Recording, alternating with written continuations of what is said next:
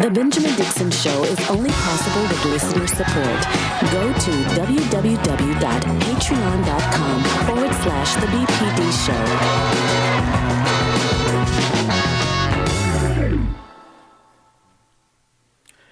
Today is Wednesday, September 8th, 2021, and in many ways, this show is beginning to feel like a journal, cataloging all of the bad faith actors that we are encountering in the middle of a pandemic that are contributing to the demise of so many people.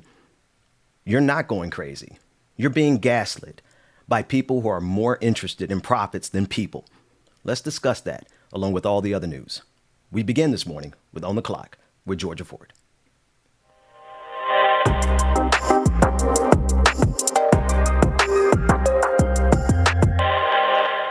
The fight against systematic racism is endless. It's one that I feel like our ancestors passed the torch on to us to continue fighting against. But it becomes extremely difficult when you have people like Candace Owens or Larry Elder, who continuously denounce how severe the Black community and how disproportionately the Black community is impacted by systematic racism. And Larry Elder even going as far as to say that it does not exist. In fact, it's a lie. Take a listen at the radio host and attorney's latest rant about Black Lives Matter. Violent crime is up. Shootings are up. Homicides are up. One of the reasons is because of this bogus, false narrative that the police are engaging in systemic racism. It's called the Ferguson effect or the George Floyd effect, pushed by the left, who are attacking officers for doing their job. This systemic racism, it's a lie. The police are not engaging in systemic racism against Black people. If anything, the studies show the police are more hesitant, more reluctant to pull the trigger on a Black suspect than a white suspect. It's a lie. So I want to say hello to Clovis. Clovis, say hello to the black face of white supremacy. Then what do you make of someone like Larry Elder using his platform to discredit the fight against systematic racism? I have to say he's mighty brave. To put himself on the annals of history as the black face of white supremacy. That's a pretty bold statement there, because that's exactly what I would categorize him as, and I'm glad that we agree. People like him, Candace Owens, and so many other Black people who are engaging in bad faith for economic gain, because let's be clear, one of the biggest checks you can get in this game is if you're willing to be the black face of white supremacy. And in this recall election against Governor Newsom, I think it's very critical that people understand what we're dealing with Larry Elder. Yeah. And I mean, we've even seen it on a local level here in Minneapolis where George Floyd was murdered. You've had all these organizations that basically came out of that movement, came out of the uprising, and they're Black-led organizations. But now fast forward a year and a half later, when funding is needed, how many of those organizations are quick to take a check from the city in order to benefit their own personal agendas and not necessarily the agendas that they were originally created for, right? And so when I see people like John Elder, the main question I have is who's paying him to say this? Who is writing him a check to basically be the mouthpiece for some larger initiative? And it's not a conspiracy theory. In fact, the few examples that I just mentioned can be backed up by simply going to the city of Minneapolis websites and looking at who they're issuing checks to. And so with Larry Elder, I'd be really curious to look at his finances and know who's giving Larry Elder a check that would benefit from the things that he's saying. I certainly hope he's getting paid. I hope that he is not foolish enough to be. I'm serious. I hope that at a minimum, he's getting paid to be the black face of white supremacy, because to be doing it for free really speaks to a level of self-hatred that goes beyond the pale of anything that I'm accustomed to dealing with black folks. So if you are a black person out here stepping and fetching on behalf of white supremacy, I certainly hope you're at least getting paid a decent salary. And the thing that really concerns me, Ben, is when you look at people who politicize the BLM movement, you have a humanitarian cause effort, basically advocating for equal human rights for Black people. And when someone like Larry Elder says that is an initiative of the left, and you politicize it, and then you actually you pit that up against Blue Lives Matter or the thin blue line, as if being blue is a human race. I mean, it concerns me because it was not created to be a political movement. It was created to protect the human rights, the humanity of a specific group of people. Yeah. And unfortunately for Larry, he's about a decade, maybe 2 decades late with this fear mongering around, something is from the left.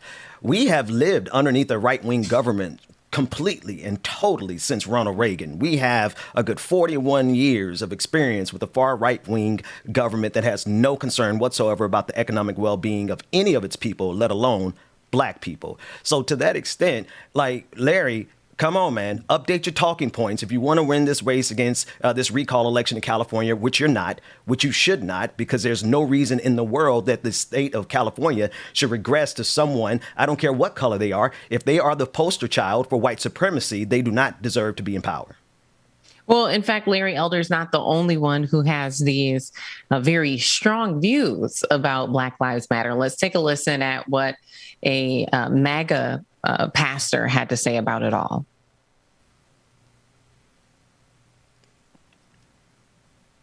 What is the spirit of Jezebel? It's a manipulating spirit. You say, give me an example of the spirit of Jezebel here in the United States of America today.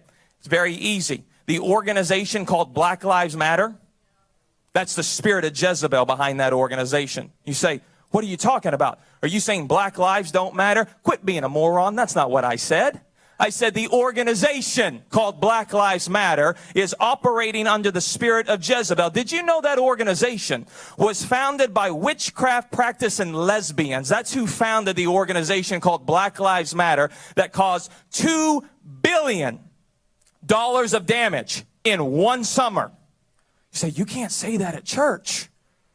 I just did.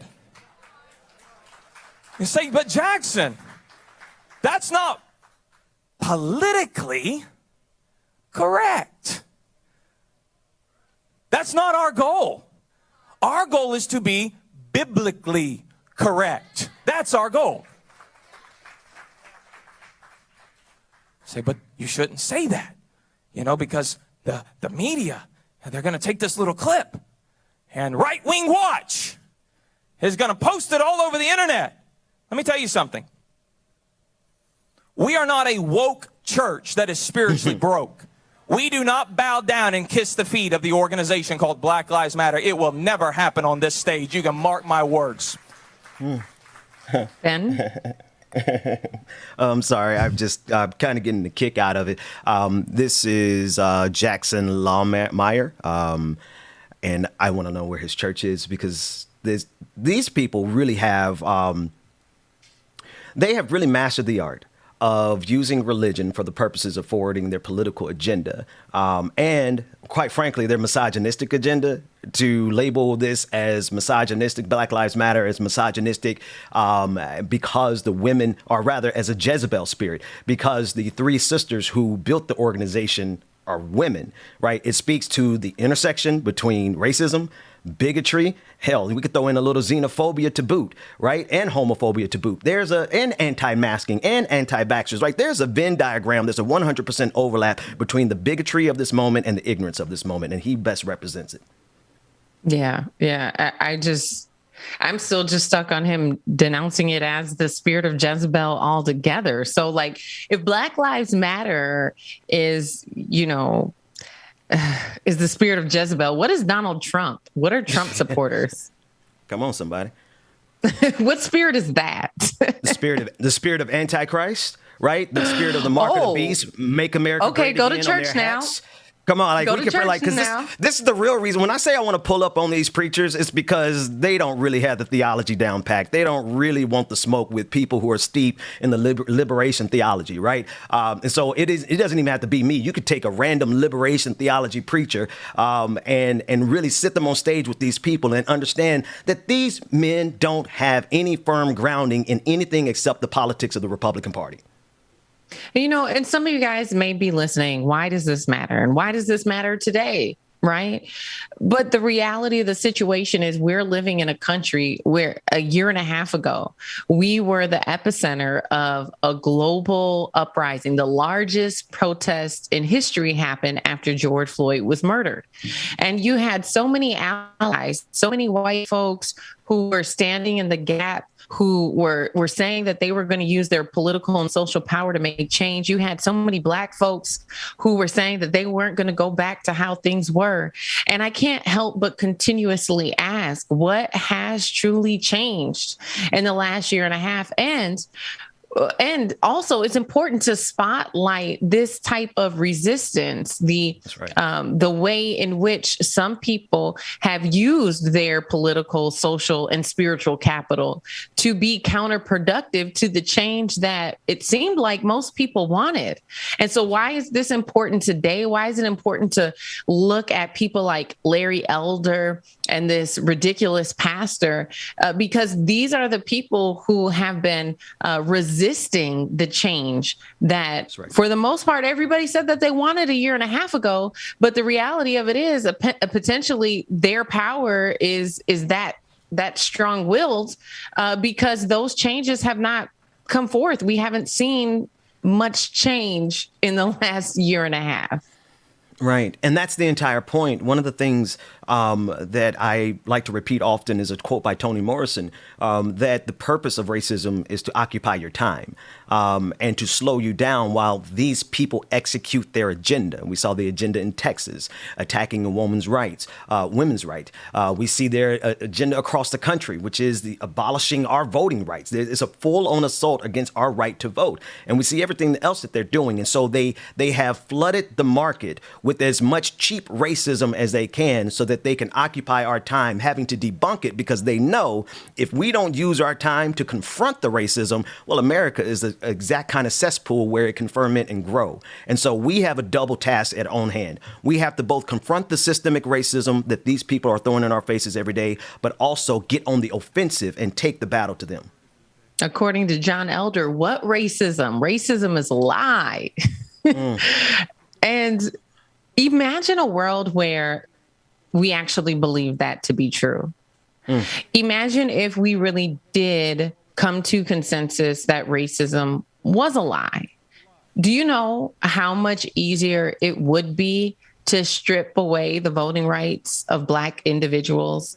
Do you know how easy it would be to turn the other cheek, especially here in Minnesota, where we're one of the wealthiest states, but have the lowest rate of home ownership in the Black community? And so if you're not acknowledging that race is playing a role, that systematic racism is embedded in the very foundation, the bedrock of this country, and therefore has roots in every industry that we operate in. If you're not acknowledging that, you're ignoring facts, number one, and you're preventing yourself from truly being able to create solutions that will produce equitable outcomes. That's right. That's right.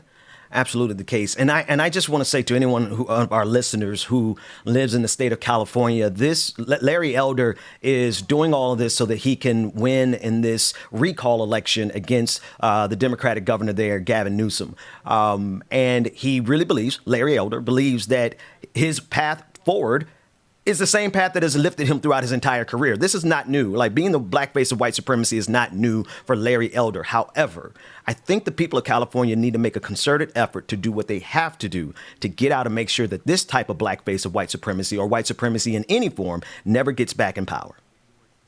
Well, and the sad thing is that we saw with Trump that there were enough people who would support that type of nonsense and rhetoric. And so it is likely that John Elder could be elected into office. I want to know who's funding his campaign. That's really what I want to know, because I feel like he in some way is a mouthpiece for them and that they need to be exposed. And so while they may not be comfortable going out publicly saying these things, they're supporting someone who is comfortable going out in public and being the black face of white supremacy. In fact, I would argue that if there are white folks who are funding his campaign, they think that a black person denouncing racism could be much more effective than them doing it themselves. Yeah, no, that's the plot. That's the entire plan. That's the game, right? There's a reason the people who are black who stand up on behalf of white supremacy get so far. Right? There's a reason Candace Owens is a household name. There's a reason Larry Elder is trying to come back. He's old school step and fetchery, but he's trying to make a comeback in California. And that's because if you can get someone who is a part of an identity group to denounce that identity group, then you have a legion of people who would do your bidding on behalf of white supremacy. And I think of Caitlyn Jenner, who is also involved in that recall election there in California. She's a trans woman, and she is actively taking a position that is detrimental to other trans people and to women in general, right? And so to see how the Republican Party and the conservative movement in general, they have weaponized identity politics in the way of getting people from every identity group to get out there and to do the bidding of white supremacy at the detriment, or rather to the detriment of that identity group. Absolutely. Well, I want to pivot a little bit here and update on Hurricane Ida.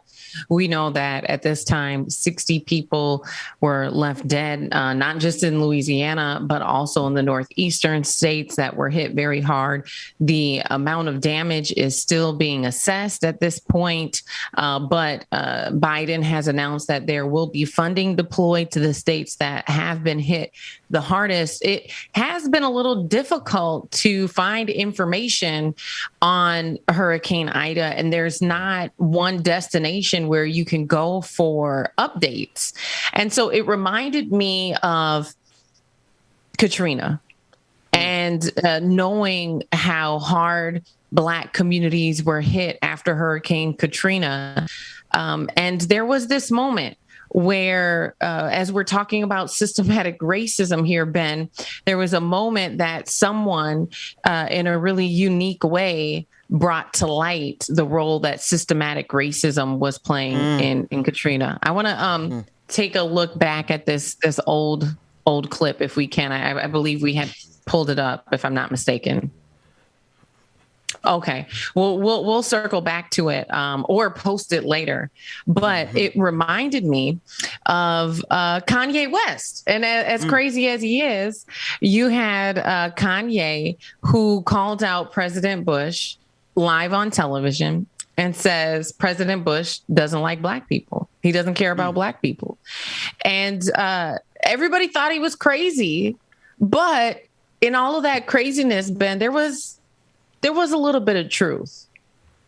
Oh, no, that's absolutely 100% true. George Bush didn't care about Black people. I don't know why that's controversial. He didn't care about us any more than he cared about the Iraqi citizens that we bombed out of existence. Kanye West, being a broken clock, can be right, twice a day. And he was absolutely correct on that assessment. But it really speaks to the fact that we are in a place in this country where there's just so much generalized neglect for everyone, especially Black people, that we can't get updates. We can't get the information because there's so much. Right. This goes right back to them flooding the market with cheap racism. If they flood the market with so much trauma, how can we actually have the energy to oppose them when they have violated us in so many ways? Like, this government has abdicated its responsibility to keep its citizens alive. We're coming up at 700,000 people dead, but we don't have the bandwidth to fight that because our bandwidth has been stretched so thin across all of these different catalogs of trauma that we're dealing with. Yeah, well, and the media plays a critical role in that because they're the ones largely responsible for disseminating information. And when you can't access the information you need, or the information that is prioritized does not pertain to the things that are important to your community, then the issues that you're facing are not as important. to the general public. Let's just face it. But in that statement that Kanye West made, I think we should be asking ourselves about our current administration and how much that administration, how much President Biden really cares about us and our issues, the things that are important to us, because I haven't really seen him prioritize the issues that are important to me and my family. And that's just speaking for myself. Oh, absolutely. There's no hesitation about what I'm getting ready to say. If this administration does not take on the filibuster and get rid of it, it will be a demonstration that the voting rights of black people don't matter. And I really wonder to what extent they are having to even make this calculus, because if black people, who are the backbone of the Democratic Party, are going to be disenfranchised while the Democratic Party has power because they're afraid of Joe Manchin and Kyrsten Sinema and a couple of other senators, if that is the case, then it is a full-on demonstration that our votes don't even matter to these people. And we really need to reevaluate our situation. There was about 50,000 people across the country, 20,000 in D.C., another 10 or 15 in Atlanta, Detroit, Minneapolis, who all gathered 2 Sundays ago for the March on Washington to advocate for just that, the demand that our voting rights be protected. We heard from John Lewis's brothers and the granddaughter of Martin Luther King. But I mean, why are we here having to protect and uphold something that our ancestors fought for almost 60 years ago? Yeah. That's because America is at a pivotal crossroad, a fork in the road, if you would. Who is it going to serve? The people of good faith or white supremacy? And it seems as though this empire can't make up its mind. But I'm grateful that the moral arc of the universe is going to make it up for them. Absolutely. Well, the last thing I'll touch on here before we're out of time is the latest in Texas. As many of you guys know, that there has been a ban on abortion. So basically, anything after 6 weeks, you're unable to get an abortion. And in many ways, women are saying that this is an attack on their rights. Most women don't find out that they're pregnant until they're 8 or 10 weeks, or even some women don't find out till they're 12 weeks. So the expectation that you would know you're pregnant within 6 weeks is very unrealistic, and it pretty much sends a sign that Texas is banning abortions altogether. This has been highly controversial, and many people now organizing to try and figure out ways that women can travel to surrounding states where there are not these laws in place. And that is it started to remind me, that level of organization, Ben, it started to remind me of the Underground Railroad. Yeah. No, I'm thinking about all of the things that people are going to have to do to women are going to have to do to have autonomy over their body. And one of the first things that I thought about is that there is going to have to exist some type of mechanism for poor people and I say poor people, poor women in Texas, because let's be sure, the rich women and their beneficiaries or their benefactors, they're going to be able to go wherever they want to go in this country to get whatever abortion they need. These evangelical pastors are going to send their mistresses to Colorado or to California to get those abortions, right? There is a level of hypocrisy here, but underneath it is really an attack on the rights of black women, women in general, but especially women who are poor and do not have the option of leaving the state to take care of their personal autonomy. Whereas the rich, wealthy evangelicals, they got their private jets to go take care of that. There was a country that had a model, and they didn't ban abortions, but they got their abortion rate, below 5%. And the way that they did this was by making contraceptives free. So any kind of birth control would be free and available widely. They also put different plans in place for family planning so that you can go and get that education. I mean, there's so many other ways that you can support women being in a position where they're not at a place where they have to get an abortion. But by banning it, you're taking that choice away. And I think the important thing to center in the conversation about abortions is the scenario where you have, and this is a real scenario, a woman who is raped and becomes pregnant and doesn't want to have to look at a child for the rest of her life or be responsible for raising a child for the rest of her life from a person who raped her. And that is a real scenario. And it should be up to that woman to be able to choose whether or not she wants to have that child. Yeah. And George, I just this is a really precarious time in human history, but you nailed it. There are ways that and I actually wrote about this many years ago, that the reasons for abortions, if we address those realistically, the Guttmacher Institute indicated how many, there's a large percentage of women and married couples that get abortions because of financial reasons, the inability to afford childcare. Anyone who has ever put their child in childcare understands that a new child is going to set you back on a monthly basis. There's no question about that. And so if we as a country, as a nation, actually address the reasons why so many people have to make that difficult decision to get an abortion, then we could reduce the amount of abortions in this country. Nevertheless, they don't want that. And it's very similar to what we see with COVID-19. They don't want you to wear a mask. They don't want you to get a vaccine. They don't want you to social distance. They don't want us to shut down. So then what's the sum total? COVID-19. It's like they are intentionally creating the exact scenario that you need to fail. And I think that is how we should best identify the ideology of conservatism. Well, Ben, we are almost out of time here. What can people look forward to coming up on the rest of the Benjamin Dixon Show?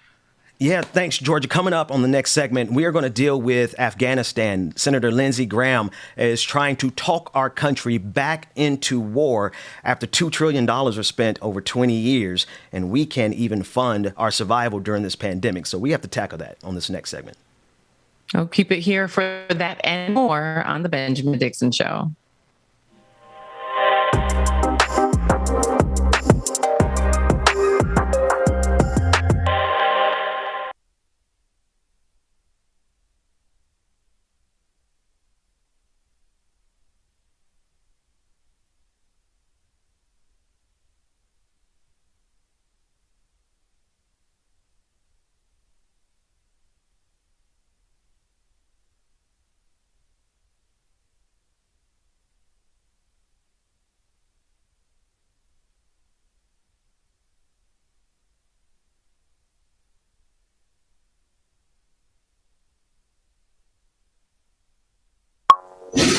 Why don't you get it by now? Tell me what you learned in grade school. Give it to me like you want it. Good morning, good morning, good morning, y'all. Y'all know who it is. Y'all know the voice. Y'all know the sound. It's your boy James Bubba Williams, DJ Exclusive, is in the building.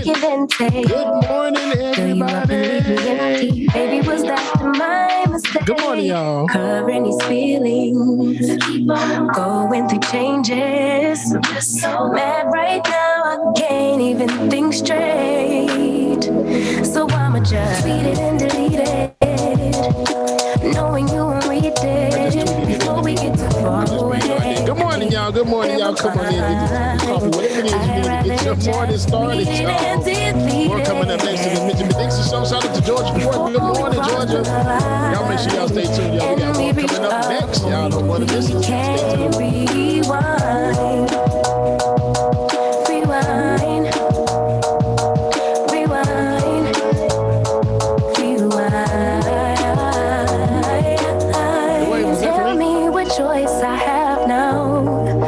Just wanna get it right with you.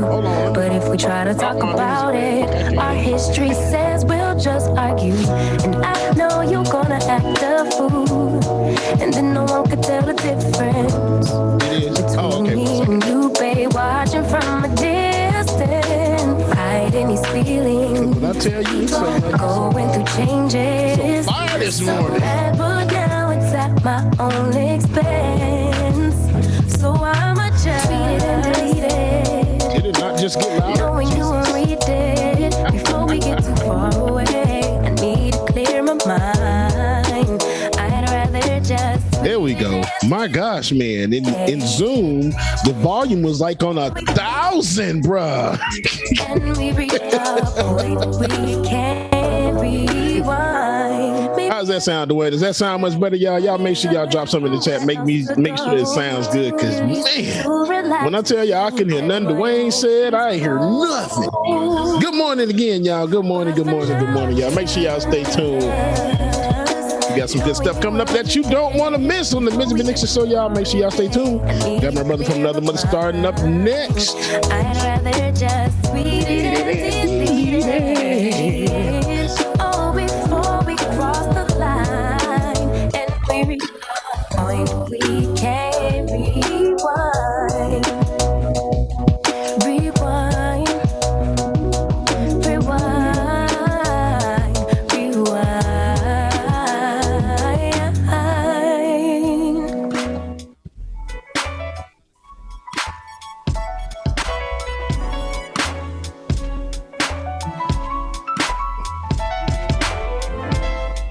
That's why.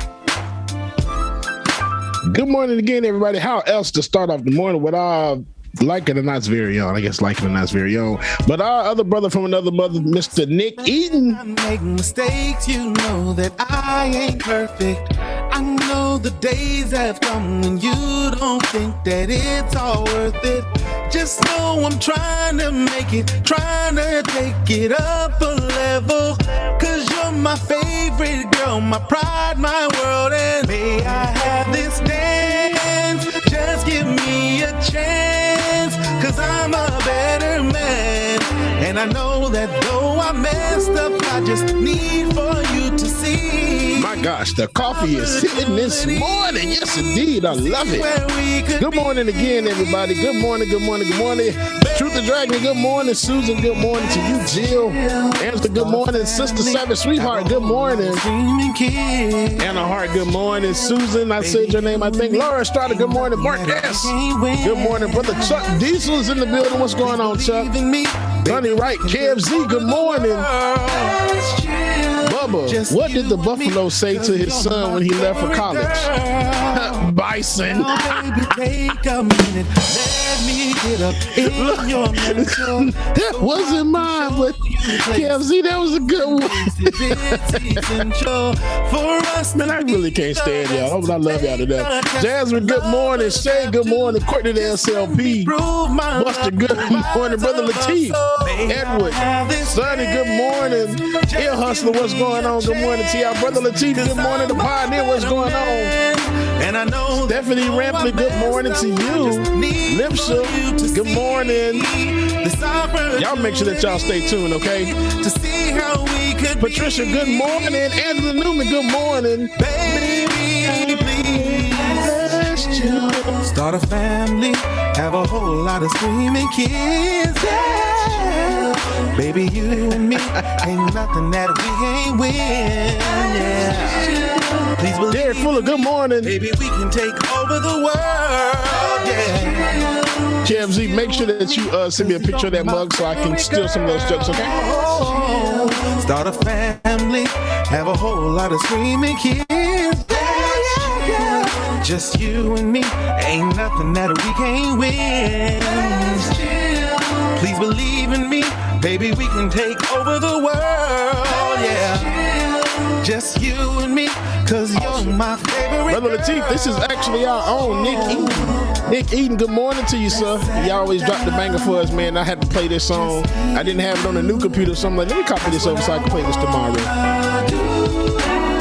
Lily, good morning, y'all. Let's settle down. All right, everybody, it is time for the time. It is time for the Benjamin Dixon Show. Y'all make sure y'all stay tuned. Brother from Another Mother is coming up next. Let's go. Good morning.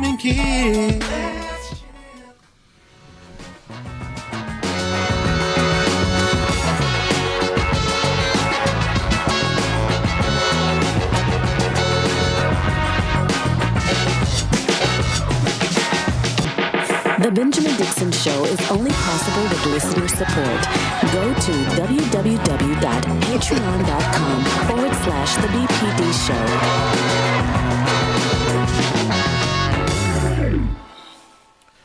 Welcome back, folks. It is Wednesday, September 8th, 2021. I am here with none other than DJ Exclusive, James Bubba Williams. How you doing, brother?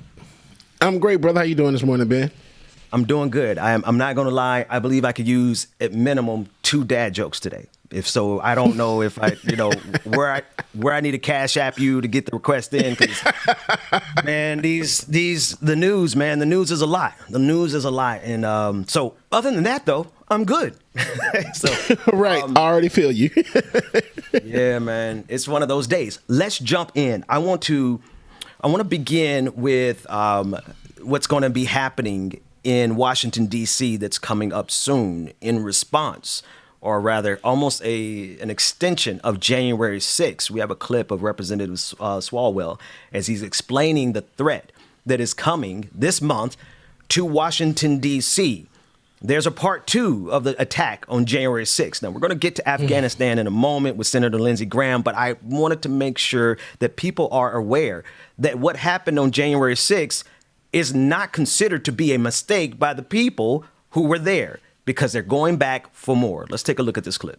And you know what? This is America. They can peacefully assemble. They can celebrate whatever they want. But Americans should know that in a couple weeks, Republicans are going to come to the Capitol to celebrate cop killers. And these are the same people that tell the other lie, because there's twin lies right now that are literally killing us. The lies about the election and the lies about the vaccine. So these unmasked individuals celebrating cop killers, creating, more and more mutations that are threatening our kids will be in Washington, D.C. We just have to make sure that if they are ready to get violent, that we're ready again in a better way than on January 6th to defend the Capitol. Yeah, and the other lie about January 6th is about what took place that day. I mean, there are those lies as well. You're right. Let's talk about the January 6th Select Committee. This isn't Martin Luther King in Birmingham jail that they're, going to try and break out. They go to the jails in D.C. to try and help people that abuse cops like Officer Michael Fanone and Danny Hodges and Sergeant Cannell and Harry Dunn, the heroes of that day. So we have to remind people every day that, they are celebrating people that beat cops, people that were a part of the circumstances that killed a cop, and we have to remind Americans that, otherwise they will seek to erase it. Now, in advance of this, the Washington Metropolitan Police Department said that it's going to have a, quote, increased presence around the Capitol on September 18th, when a group organized by a former Trump campaign staffer. I want us to hear that part in particular. Who's organizing this is a former Trump campaign advisor, staffer, and they plan to gather on the Capitol grounds. Capitol Police Chief Tom Manger said the agency is closely monitoring plans for September 18th. James, I've just, I think people really need to understand that we may not see it, but there is an entire half of this country that really believes that they have suffered underneath the brutal oppression of the empire that represents everything they believe in.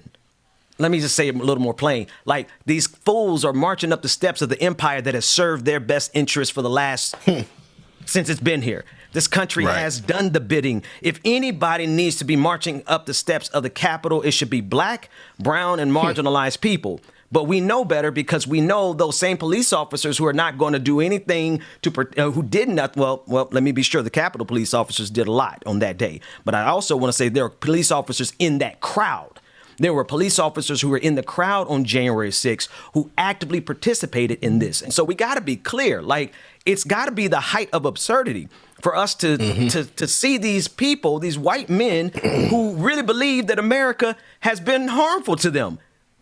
It doesn't add up, James. How does that work? Ben, it doesn't work. I mean, I can't say that it doesn't work, but clearly it does. These people about to do this same thing again. And I'm just ready to see what the outcome is going to be. I really think it's going to be worse. But the bad part about it is nobody's heard nothing about it until now. That's right. That's right. And there's the thing. I'm glad you said that, because there is an entire... I think sometimes we forget that simply because we don't see it, that it doesn't mean it's not happening. There is an entire cabal led by Steve Bannon, the former advisor for Donald Trump, of people who are gathering and preparing for the second Civil War. These pastors talk about it in their church every Sunday. The radio hosts talk about it for 3 hours every single day in every single market. You cannot go anywhere in this country and not have access to this type of propaganda that is pushing us towards a second Civil War. That's because it is so many people who are behind it, who fund it, who finance it, because it is beneficial to an entire group of people, namely white Christian men. But here they are, marching up the steps. Again, they're going to be going up the steps. And one last thing before we move on to the next clip. I know I'm not sure that we should expect any stronger response from America towards these terrorists. And what I mean by that is when they go up there September 18th, I don't expect America to treat them like they would have treated any black person who had the nerve to do anything remotely like that. And this is despite the fact of all the evidence of January 6th. If black folks managed to get away with January 6th, do you think we would be able to gather again 9 months later? Not at all. Not at all, Ben. That said, one other thing that these people are really good at doing is, and I actually want to shift gears a little bit here and go to Afghanistan, because one thing that this same group of people, I have no problem jumping from evangelicals to conspiracy theorists to warmongers like Lindsey Graham, because they are all a part of the same cabal. Here's a clip of Lindsey Graham trying to lay the foundations for the United States to return to Afghanistan. Let's take a look. The caliphate. It rose on Obama and Biden's watch, and Trump sent the military in to destroy it. When he left, there were 2,500 U.S. soldiers on the ground with NATO allies. They're no longer there. He killed Soleimani, which I think was a good thing. He rebuilt the military in a fashion where we can be effective all over the globe. The deterioration of the military during the Obama years was real. Whether you believe it's Trump's fault or Biden's fault, here's where we're at as a world. The Taliban are not reformed. They're not new.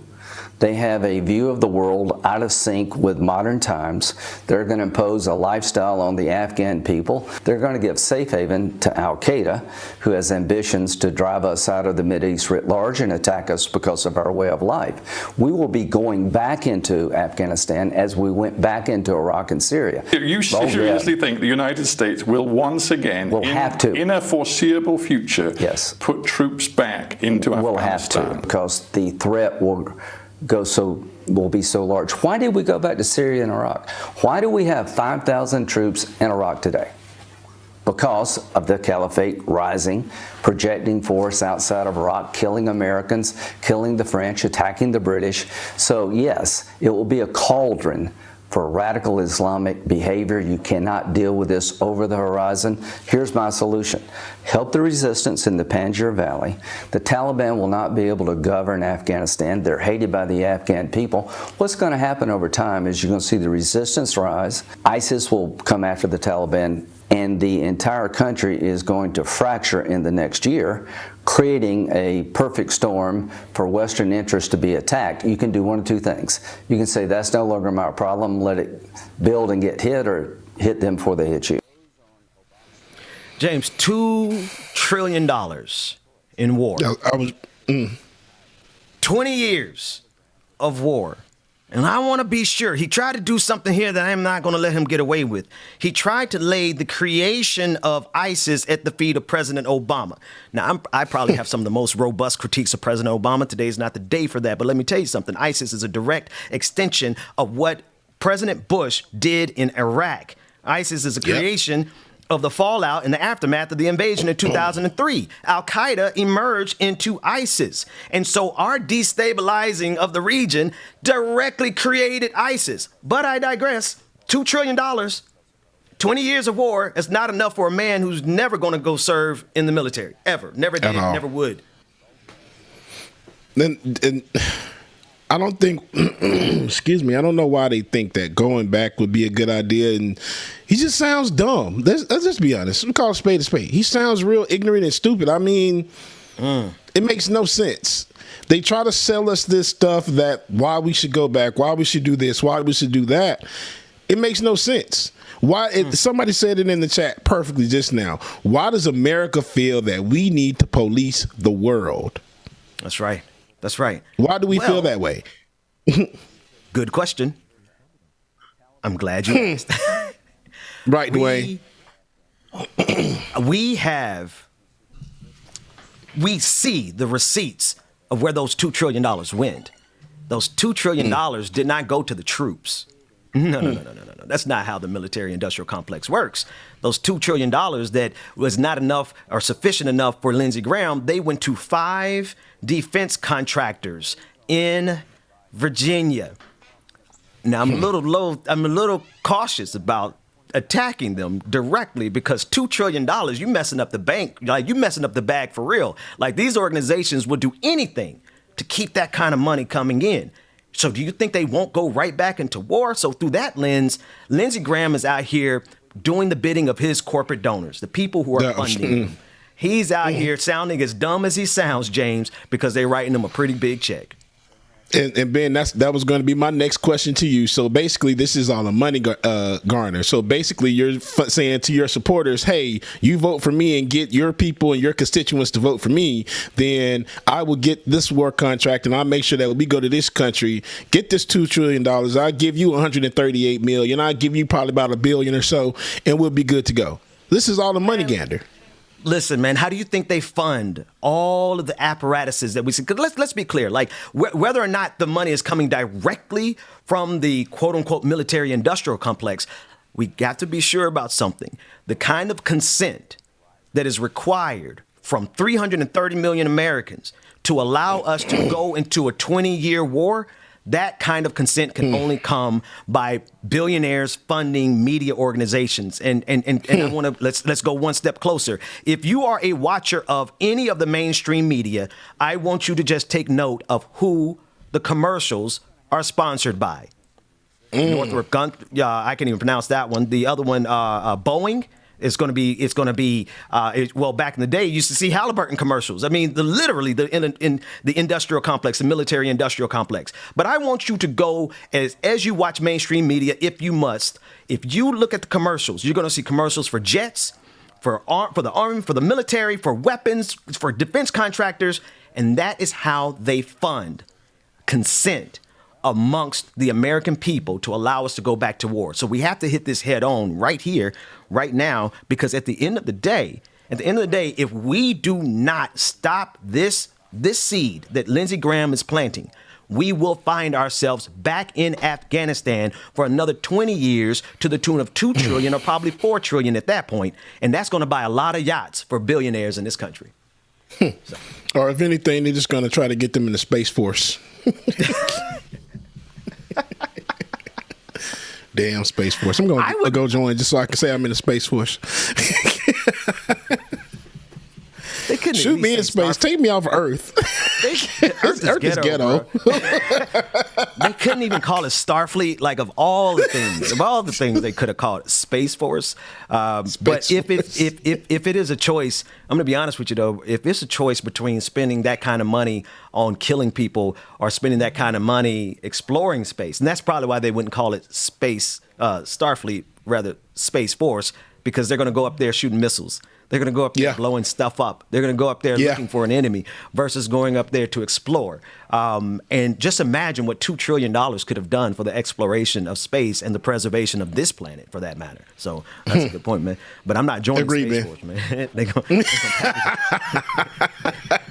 going to put us in some escape pods and shoot us out into the vacuum of space when they get done with us. All right, one more clip before we move to the next segment with Like It or Not. We're going to be joined later on today by Pascal, Brother Pascal from the Pascal Show. Oh, he's already here. So let's bring on to the stage at this time none other than our brother from another mother, Brother Pascal from the Pascal Show. How you doing, man?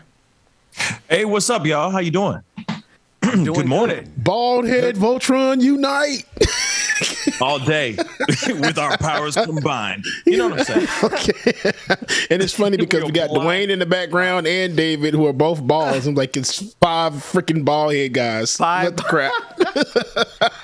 It's a beautiful thing, though. I ain't complaining. Right. Are you? Okay. No, not at all. Are you? Look. That's what I thought. I can't stand you, Pascal. You know that. You know what? Just for you. You know, I'm gonna wait. Oh, yeah. Oh, okay. I was gonna say now's a good time. We'll do it in a minute.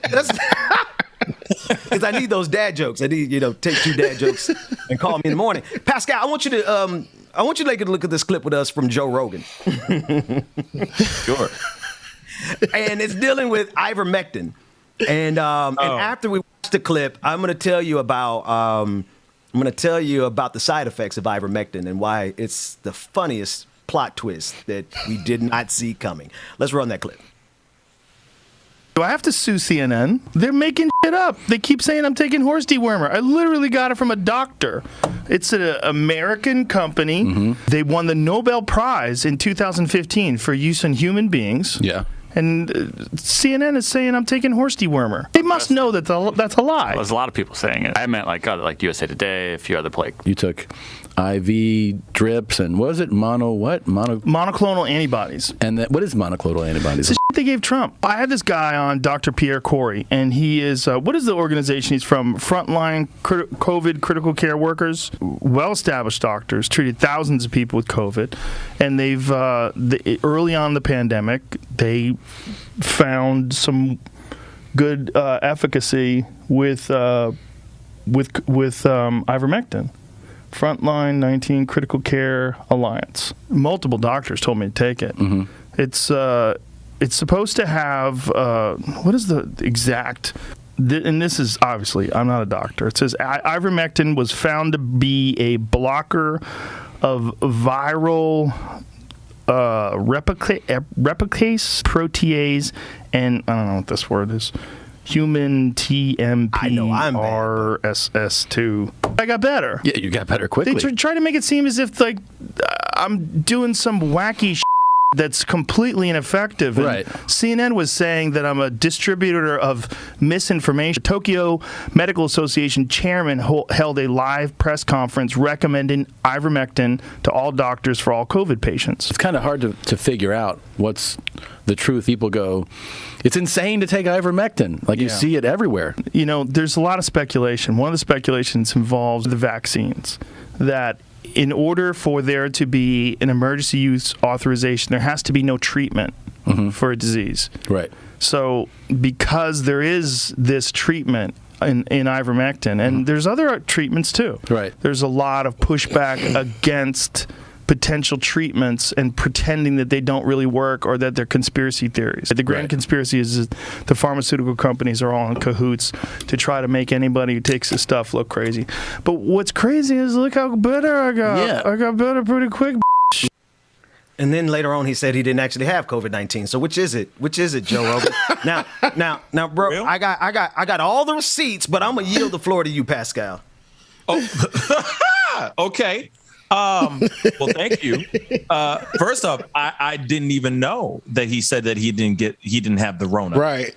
After that, you know what I'm saying? I feel like it's extreme, and this is of course only like my own personal opinion. I just think that it's very irresponsible for him to go onto his microphone where millions, hundreds of millions of people are listening to him, or at least he's making over 100 million some odd dollars. So I'm assuming he's got over hundreds of millions of people that listen to his podcast, listen to him and take everything that he says like it's scripture.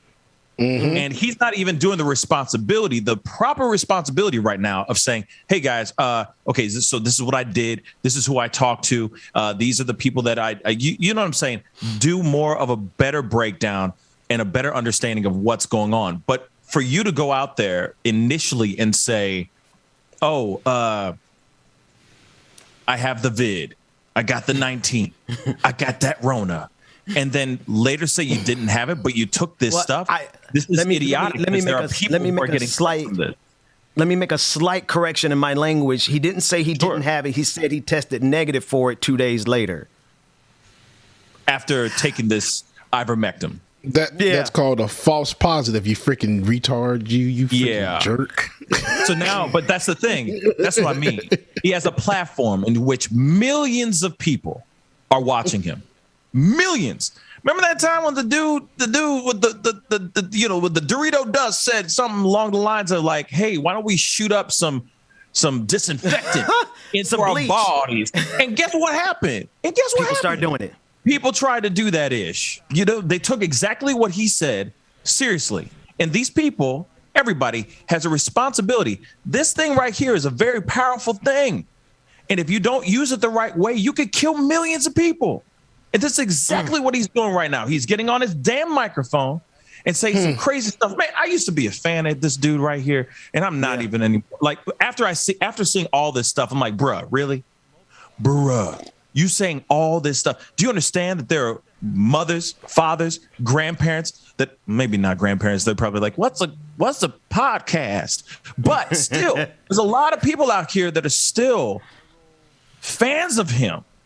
Listening to clinging on every single syllable that comes out of that mouth.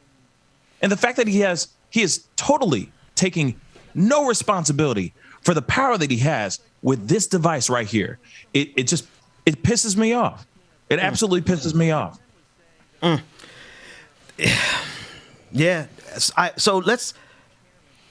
used to be a fan of Joe. Not really a fan. Like, I have crass humor, and my humor is pretty right. So that would show you why I like Joe Rogan from time to time. And in fact, to be fair to Joe Rogan, not that I need to be, he had one of the best interviews at the beginning of the pandemic with the doctor who was breaking down exactly what we could expect, and word for word has come true over the last 2 years. Now, setting that aside, how many people listen to that interview versus the millions that are out here now listening to him talking about horse dewormer? I want to go through a couple of receipts. We got some images. One of the things that he said in this was that he got this from the frontline workers or frontline doctors. That is an actual organization, not an identification. It is these people. These are the people who came out in favor of hydroxychloroquine when Donald Trump said, go take hydroxychloroquine. These people are a nonprofit organization. And according to an article in Time magazine, what has been happening is that thousands of people have been calling in to the frontline doctors and getting consultations by paying first $90. $90, and some paid hundreds of dollars to get a consultation that many people are suing them now because they never got the consultation. So here's the gag, according to Time magazine.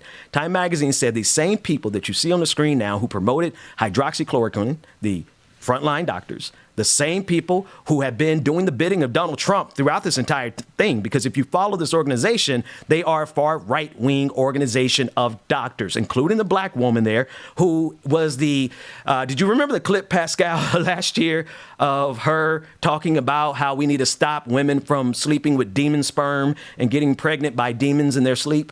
Because I promise you, that's who that is. And this is who Joe Rogan is promoting. Yeah, sex demons. Yeah. Sex demons. Now, last but not least, here's a gag. The gag is not as many people are getting ivermectin as want to get it because, well, you paid this group your consultation fee and you never got the consultation. So there's going to be some class action lawsuits against these people, but it's actually probably a good thing that these people got fleeced, these conservatives who are chasing, or these Joe Rogan supporters who are chasing after ivermectin, calling into the frontline doctors, trying to get a consultation. Oh, give me $100 first, and then they never had the consultation. They might have saved some lives from being sterilized because according to 2 studies, it appears as though ivermectin causes sterility in men. So I thank you, Joe Rogan. That's all. That's all I'm going to say. You mind if I say something? You mind if I say something real quick? Help yourself, man. Here it is. Joe Rogan. Joey Joe. It's a direct message to you if you're watching. It's the greatest show on earth, so check it out. My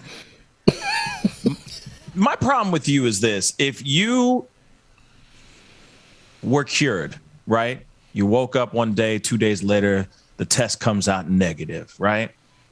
You take a photo of it, you put it out there. Why don't you bring in those experts? Why don't you show me the Carfax? Show me the Carfax. Bring in those experts. Sit them down. Don't bring a comedian on. I forgot the guy's name, but don't bring that comedian on and start talking about this ish. Bring on those professionals, those experts. Interrogate them. Interview them. Put it all out there for the world to see. Give us the Carfax. That's all we need. Show us the facts. Show us the proof. Instead of just saying it. Because like I said, people are desperate out here. People are more desperate than ever. We are losing a lot of people from the vid. We really, really are. That's no lie. And people, all of a sudden, when they find out that they're sick, like I said, everyone gets terrified. Absolutely, just the world is shattered. Some of these people, because they automatically think, "Oh my God, I'm going to die." So what do? They turn to influencers and commentators for guidance instead of listening to their doctors, and instead of listening to science and what they've been saying, what to do, what not to do. They listen to somebody like Joe Rogan. So instead of you going, came out negative, I'm good, and then talk to a comedian about this comedian he has no credentials showing that he has any expertise in this realm. He ain't an old farmer that you just tried to use ivermectin on himself and suddenly, whoop, I'm negative. Like, he has no proof. So bring in the experts, interview those dudes live on your show. Show us the proof. That's right. Instead of just talking it out, because people are crazy out here and they will do anything, and next thing you know, they're taking their lives because they listen to you and the misinformation that you're throwing out right now. Had to say it. It's just, it angers me. It's absolutely right. I instantly think of, if this was my mother, you know what I'm saying? If this was or any loved one that's like, oh, I love me some Joe Rogan, and he just tests negative after 2 days with ivermectin. With ivermectin and a cocktail of other things. Because some experts, who are these experts? Oh, I had these people coming in and tell me what it is. Who are these people? Wait. Put the experts on the screen again for me, Dwayne, so they can see the experts as the demon seed people. Go ahead. Because I tell you what, I know my mama they didn't give my mama ivermectin when she was there. Now, they did give her hydrochloroquine, whatever it's called, but the ivermectin was not in her cocktail that they gave her. And here's the thing. When I was listening to Sam Cedar the other day, and he was talking about the different components of how taking some of these drugs that they're suggesting taken in large volumes can have some impact on COVID-19. Nothing remotely comparable. Magnitudes of order less. Like, it's not even in the same universe. It's in a mirror universe in comparison to what you can do with the vaccine. If you're looking for something effective against the pandemic, it's not the horse dewormer stuff that's going to cause you to go sterile. But let me just keep my mouth shut, because go ahead and promote it, man, because at the end of the day, like, as much as I am, like, I really feel I really feel bad every time I hear a story of a conservative who denied the pandemic and they end up dying, right? There's a part of my humanity that's pricked. There's another part of my humanity that says, oh, well, the Darwin Ward's a win. And so Joe, Jimmy Dore and Alex Jones and Donald Trump, you guys are funding your own genocide. Y'all are worried about white genocide? COVID-19 causes erectile dysfunction. Ivermectin, according to 2 studies, one is documented on Wiley Online Library. You can go Google it yourself. Causes sterility in men. It's not going to be it's going to be a winter of discontent for white conservative men. I'll tell you that much. So they'll be shooting blanks. Pew, blanks. Pew. Let's go to a quick break. When we come back, we got none other than our sister from another mister, Rebecca Azor, coming to the screen for Like It or Not. We'll be back after this. Y'all make sure y'all stay tuned. We got more coming up next. Like it or not, we'll start soon. And hey, I do want to apologize for that R word. That was a slip up, and it did not mean to come out like that. So again, I apologize for that, man. Want to make sure I get that out there, man. Y'all make sure y'all stay tuned. We got Like It or Not coming up next with Rebecca Azor. I got something else coming up for y'all. So y'all stay tuned, y'all. More next to the Benjamin Dixon Show. I'm gonna recoup it, but don't waste my energy. I don't got much, don't be wasting all my energy. I keep it tight, don't let nobody get close to me. I love y'all too, man. I appreciate y'all. My integrity, no, I thought we would be just Infinite Content, thank you for your super chat. Infinite says they can't even shoot blanks because the gun is broken. Y'all stupid. Good morning, mama and daddy. Good morning, mama and daddy. Good morning, Q. Love y'all. Good morning. What's from me won't be from me. Thank you, Savage Sweetheart. Real quick, I want to get y'all read off a couple of comments. I told the new patrons for you today. Patrons for you today. I can't stand y'all in this chat room, man. Our new patrons, we have Valerie B. Twitch subscribers, we have Tactical Melon Farmer. There we go. And A's the one. Yo Corey 0071 who resubscribed, and also the Chicken Fried Dragon gifted a subscription to Nos Custodiamos, Bethan NJ, Ricky 26K, and Sankofa CSD. Shout out to y'all, man. And if you have not already, you too, you can join Like It or Not Patreon. Patreon.com/Like It or Not. Patreon.com/Like It or Not, or Patreon.com/The Benjamin Dixon Show. Is that right, Dwayne? Yeah. All right, The Benjamin Dixon Show. So either one of those Patreons, you can join, y'all. And you'll have both of them in there. Shoot the Dragon, thank you for your super chat. She says, I love the people in this room. And Ben, Rebecca, Dr. Mac, just sending out some love to you all, saying how much I appreciate you guys. Shoot the Dragon, we appreciate you too, sister. Love you so much. Let's see. Lipsha Morrissey, good morning to you. Ginger Snap says, ivermectin is made by Merck, one of the biggest pharmaceutical companies in the world. It's all the money grab. It's all about the money. If it ain't about the money, that's what T.I. said. But I digress though. Y'all make sure y'all stay tuned. Like It or Not is coming up next, y'all. Stay tuned, all right?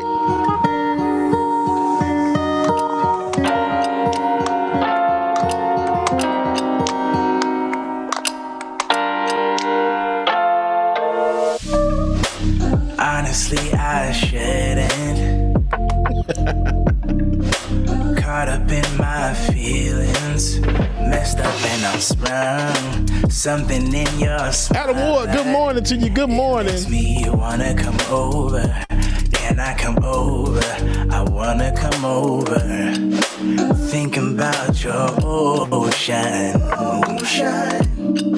Swimming pool is closed and I'm in the deep end. The waves are washing over. I know I'm not sober. I wish I could play that too. I wanna come over. Why you leave me like that? This sounds like Mario. Baby, you should let me love you. Let me be the one to give you everything you want and need. I know you wanted some closure. You said you wanna move forward. I know we're not done. I'm thinking about our moments. So y'all know what time it is. Y'all know what time it is. It's time for Like It or Not to go down. But before it does, Sundays are always a little sad. But the day before is a Saturday.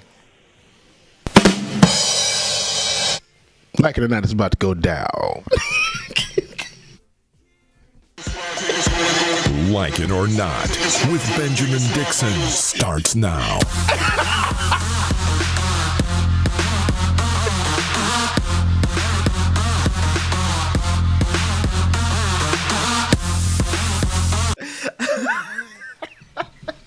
Take a morning, man. I can't stand you, Jay. I'm about to spit my coffee out. Good morning. Just figure that out. Good morning, everyone. It took him that long to figure out.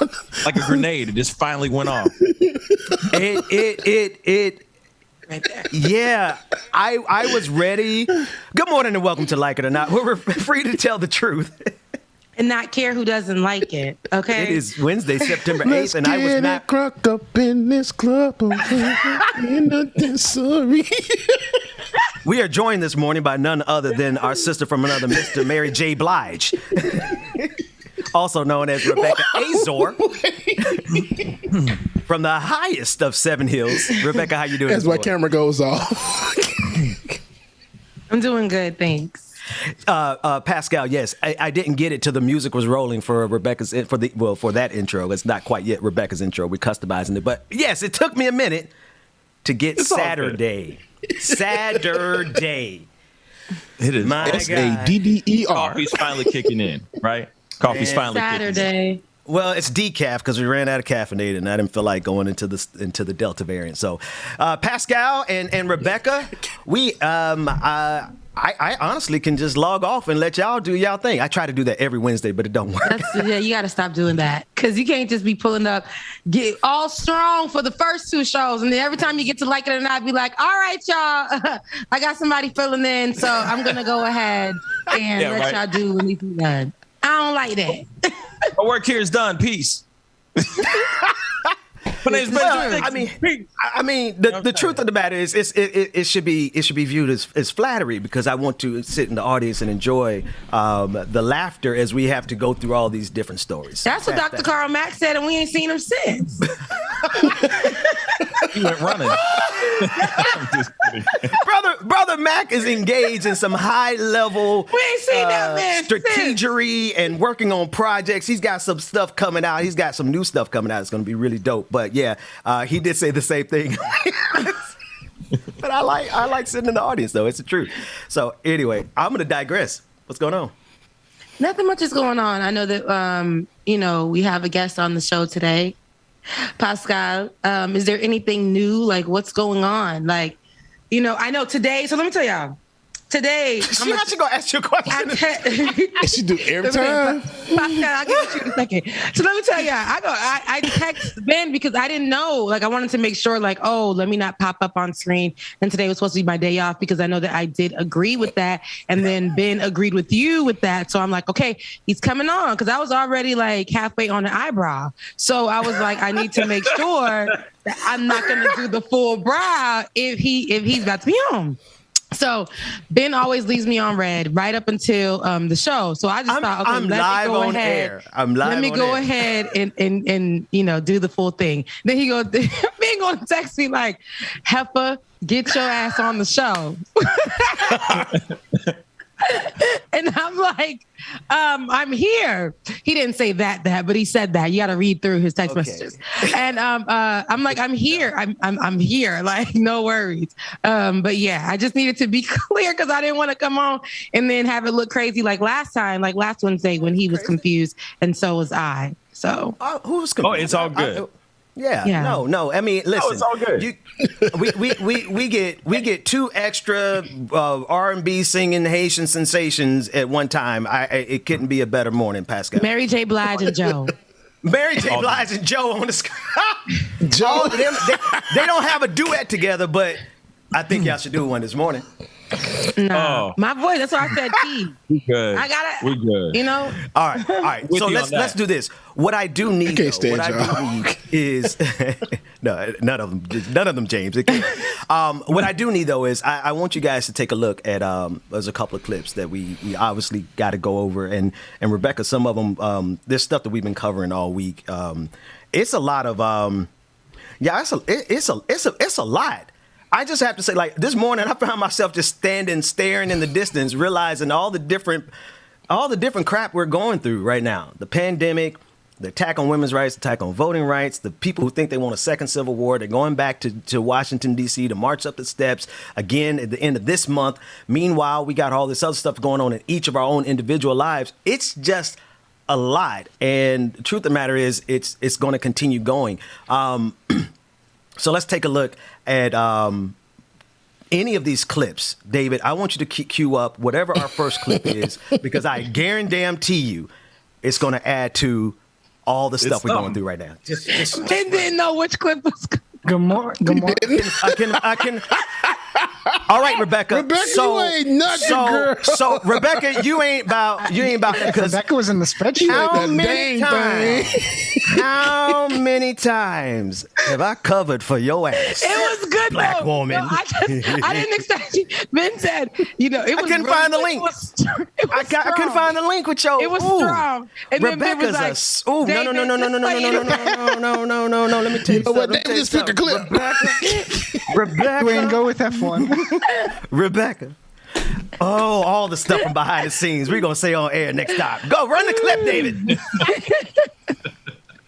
Do you know God's favorite job is a gardener? Adam was a gardener. You are being called to the Garden of America to pull out the weeds of liberalism, to pull out the disease of democracy, and to restore the walls of the republic, and to rebuild the hedges of holiness, and to place within this nation the hedgerows of the law of God, the rule of law, and the rule of this great republic. Who that? I got nothing. That was right. Who that? That was Shane Vaughn. Yeah, we've had him on the show before. He's the evangelical pastor that covers a lot of BS. I remember he covered, what was it, the 666 whatever. No, I don't think he was. He's right there with them though. He's in the same ilk. Oh yeah, they're the same crew. Yeah. Did y'all hear him say we got to get rid of democracy? Did y'all? He kind of slid that in there, but he high key said we got to get rid of the evil roots of democracy. He did say that. He said that towards the end. That's wild. But he also said that Adam was a gardener. I just, and I feel like this is what I feel like. Apples? Apple got stuck in his throat. What kind of gardener is that? Anyway, but I feel like they'll use all of these promising areas in the Bible, and that's how they'll cover a lot of the BS that they say. But whether it's BS or not, I feel like they will always have, you guys, why do they always have a platform to speak? He's in a closet, possibly. He's in a closet possibly with all these books behind him that I'm pretty sure he hasn't read. No, maybe metaphorically, or I'm not sure. It could be any one of the two. But he's literally in the closet. I used to do my show from the closet, so I got trapped in the closet. He's coming out of the closet. Democracy's in the closet. I got a whole series of videos in my closet, so y'all leave this man's closet. Bill was stuck in the closet. He's finally out of the closet. Go ahead. Him? Like what? What's that picture? Is that a camel and like one of the disciples type thing? No, that's George Washington kneeling and praying. Oh, Ben, you got good eyes. Dang, Ben. Yeah, taking a knee. Seriously. Nah, I thought you were talking about the picture over his shoulder. The other shoulder, his. I guess that's a wife. His wife. Yeah, that's his wife. Poor woman. Yeah.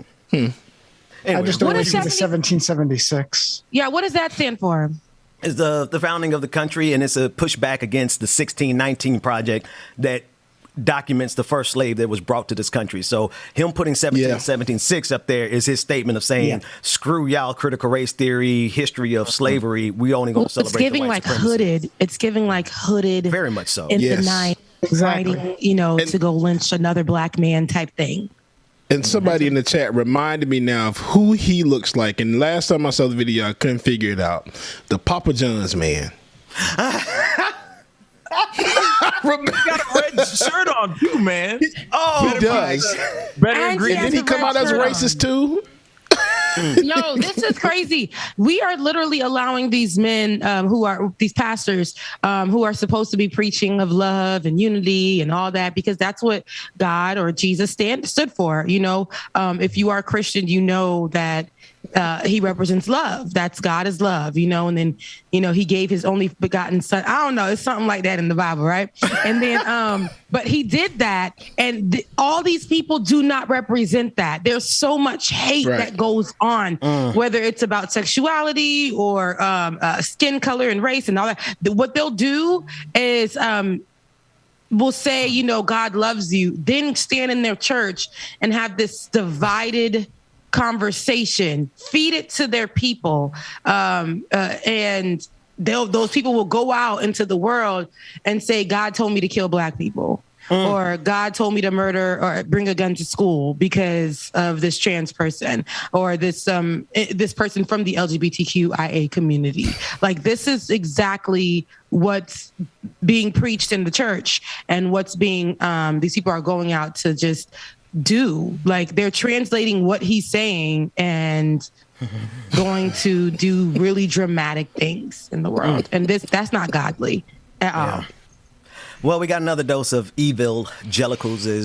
Who coined that? Was that you, Rebecca? Somebody in the audience, but evangelicals. Since I have my list here, I can introduce it properly this time, Rebecca. MAGA pastor Jackson LaMayer used a Sunday sermon to declare that Black Lives Matter is not only demonic, but it's built on a Jezebel spirit. And I love a Jezebel spirit. I love a Jezebel spirit. Ain't it the best? Hallelujah. What is the spirit of Jezebel? It's a manipulating spirit. You say, give me an example of the spirit of Jezebel here in the United States of America today. It's very easy. The organization called Black Lives Matter, that's the spirit of Jezebel behind that organization. You say, what are you talking about? Are you saying black lives don't matter? Quit being a moron. That's not what I said. I said the organization called Black Lives Matter is operating under the spirit of Jezebel. Did you know that organization was founded by witchcraft practicing lesbians? That's who founded the organization called Black Lives Matter that caused $2 billion of damage in one summer. You say, you can't say that at church. I just did. You say, but Jackson, that's not politically correct. That's not our goal. Our goal is to be biblically correct. That's our goal. Say, but you shouldn't say that, because the media, they're going to take this little clip, and Right Wing Watch is going to post it all over the internet. Let me tell you something. We are not a woke church that is spiritually broke. We do not bow down and kiss the feet of the organization called Black Lives Matter. It will never happen on this stage. You can mark my words. This is the greatest example right here of what I just said.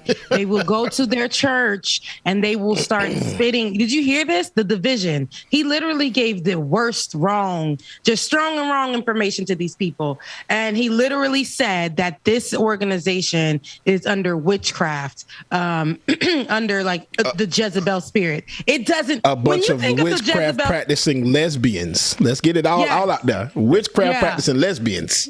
And that's not the truth. And even if it was, who cares? Black Lives Matter stands for something, or, especially when it began, I should say, it stood for something for a lot of people to let us know that Black Lives Matter here in America, which they don't. So we had to keep telling them, because they just don't see it, that our lives matter. Black lives, they matter, because systemically they don't matter. We walk on the streets, they don't matter. We live in a predominantly white area. They're going to tell you Nigger, you don't matter. You know, all kinds of ways. We see how they do us when it comes to our voting rights, all across the board. But the fact that he said it's related to the Jezebel spirit, we know the Jezebel spirit is a promiscuous spirit. It's fun. It's great. I'm just kidding. It's a promiscuous spirit this is what we call the Jezebel spirit. So I'm trying to see how that is. So the LGBTQIA plus community is the Jezebel spirit. Like I don't really see how that he could be in the Jezebel spirit, probably cheating on his wife right now with a black woman. So listen. He's trying to hold on tight, just like the people over at Fox News who probably don't even believe half the things they say. But when they get that check, it's like, ooh, I'm ready to lie again. I'm ready to stand at the forefront for all the lies. And I don't even care who gets the bullet because it ain't going to be me. I'm protected. That's what these people do. But he doesn't understand. That is such a terrible thing to say, because when Black Lives Matter or people who are activists go out and protest and there's any Black Lives Matter signs anywhere, we know what they do with that. They're burning those signs, or they're going to them and attacking them while they're just protesting for the life of somebody who was taken by police officers. It's really bad. Right. It's really bad. Brother Pascal. I mean, y'all said it beautifully. I mean, you know, to me, I think it's just funny how it's the Jezebel, and then, but Jesus loves you. Please buy my holy water. It's my bath water. $9.99. You know what I mean? So to me, for me, it's just all this pandering, grifting type crap to say whatever they need to say to keep their congregation under their roof, it's just sad to me, to be really honest. Yeah. Why would he go out of his way? Why would this guy go out of his way to talk about this in front of his congregation? Of all things, he could talk about anything else. There's a big ass book, whole bunch of stories, great stories. You know what I'm saying? He could talk about anything else under the sun, and he decides to talk about how the Jezebel spirit of the What movie did this guy play in? He looks, you called him, he looks like one of those actors, but the truth of it is this is exactly the type of language that does what you said. Keep their members under the roof. Because they want to keep those tithes and offerings coming in. And because they know if they talk like this about Black Lives Matter, they tap into a nationwide, quite frankly, an international network of bigots who will fund them. And you wonder, like Rebecca, you said in the last clip, like, how do all these people have platforms? Well, they get funding because they go up there and say stuff like this. Well, what I got to do? Lie? This is all you got to do? I was going to say, this is the reason why the liberal voice is very, very small, even out here on this platform to begin with, because there is so much money that is backing the conservative voice, the right wing extreme voice that's out there, and it's a sad thing to know that there are people out there that are willing to write a fat, huge check for people like this, when there are so many other amazing, strong voices that are out there that are speaking truth, that are speaking positivity, that are speaking about hope. And those people are still struggling to even get their voice heard. But then these guys get thrown into the front, thrown into the zeitgeist of all this and say, this is the way. And it's frustrating. It's so frustrating. Because this is some old school backwoods Jezebel talk that the world needs to hear less of. This needs to be the minority voice out here, not the other way around. That's right. That's right. Brother Pascal, I know you got to go in a minute here. You got your show coming up at 10 o'clock Eastern Standard Time, 9 o'clock Central. And tell the people what they can expect on the Pascal show this morning. Well, this morning's a little bit different. I'm doing a exclusive interview with Raylan Howard. She's the TikTok star that was kicked off of the Alaska Airlines flight because of what she was wearing.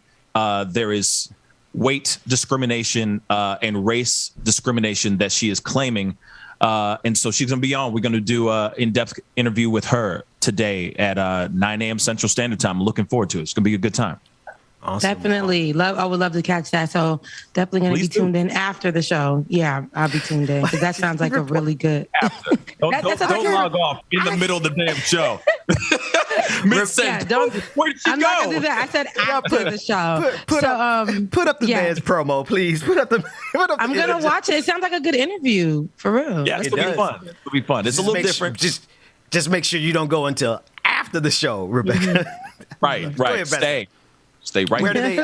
Right here on YouTube. So all they got to do is type in the YouTube chat the Pascal show, and it'll take you right to the show. That is not that man. Every time y'all can put this picture up, I'm like, that is not that man. It's almost like a mix of Tyler Perry. I was about to say, you looking like Tyler Perry in that picture. Yeah. And that gospel singer, I forgot his name, but it's just what's going on? Anthony Brown. Anthony Brown. Like giving that merge right there. There we go. I'll take that. Fine. Just say I'm a better looking version of Tyler Perry. You know what I'm saying? Yeah. You're better looking. You're a better looking version of Tyler Perry. Not to say that Tyler Perry's ugly or anything, but no, he's not. I'm not going to make a comment because you never know who we're going to be making deals with in the future. I digress, brother Pascal. That's why I said he ain't ugly. Yeah, but wait, all right. Pascal, you're a good-looking man, Tyler Perry. You're a good-looking. No, let's get out of here. We're gonna go to break. Pascal, thank you for joining us. And whenever Rebecca gives you permission to come back on the show, we'd love to have you back, man. Every Wednesday. Once we get that together, you could be back. You could be back every Wednesday as long as it goes through me. See ya. Bye, Pascal. I'll be on your show later. I will be watching. Pascal, real quick before you go. Okay. Why did the betting hide their relationship? Why did the what? Why did the betting hide their relationship? Why did the betting hide the relationship? Why did the betting hide the relationship? Something with Juanita Bottoms, no sheets. They just wanted something pillow key. What? Go to break. Go to break. I didn't understand that one. Go to break. Get me off the screen.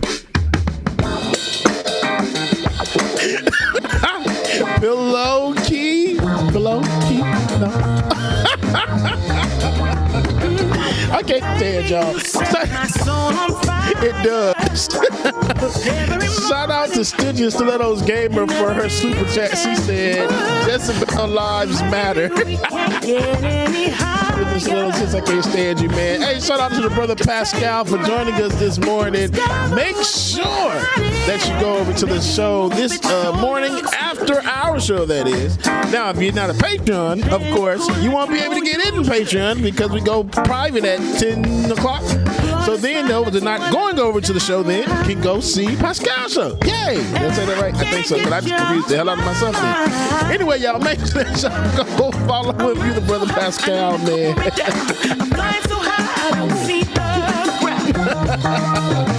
Mara Sharice, I know. Good morning, Mara. Yeah, hustle, you did, but you know I gotta stay on the camera. I wanna go lay down, but I can't. Baby, you set my soul on fire every morning. Real quick, Dwayne. Hey, dogs can't operate MRI machines, but cats can. Take a ride. We can discover what's hiding. Your time and a short don't mind. Whatever you do, my body's getting wild. Dwayne gonna take me down one day. It's not gonna let me back in.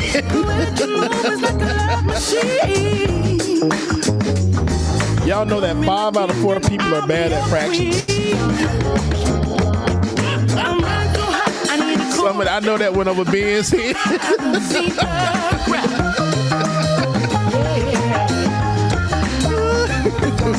running so hot, I need to cool me down. I'm flying so high, I don't see the ground.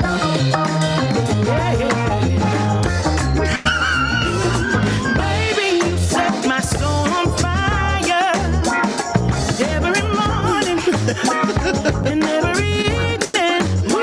Shoot the Dragon Rebecca, tell your 8-year-old I said thank you very much. I'm glad that someone appreciates my corny behind humor.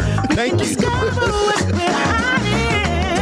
Laura Estrada, this is Store Zetterberg featuring Lakeisha Nugget.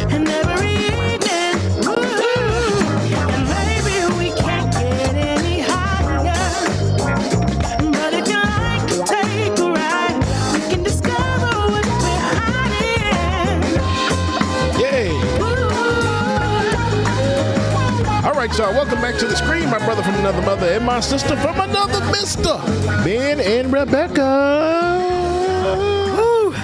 James. Real quick, y'all. Real quick. I lost my job at the bank on the first day. A woman asked me to check her balance, so I pushed her over. What's going on, Ben?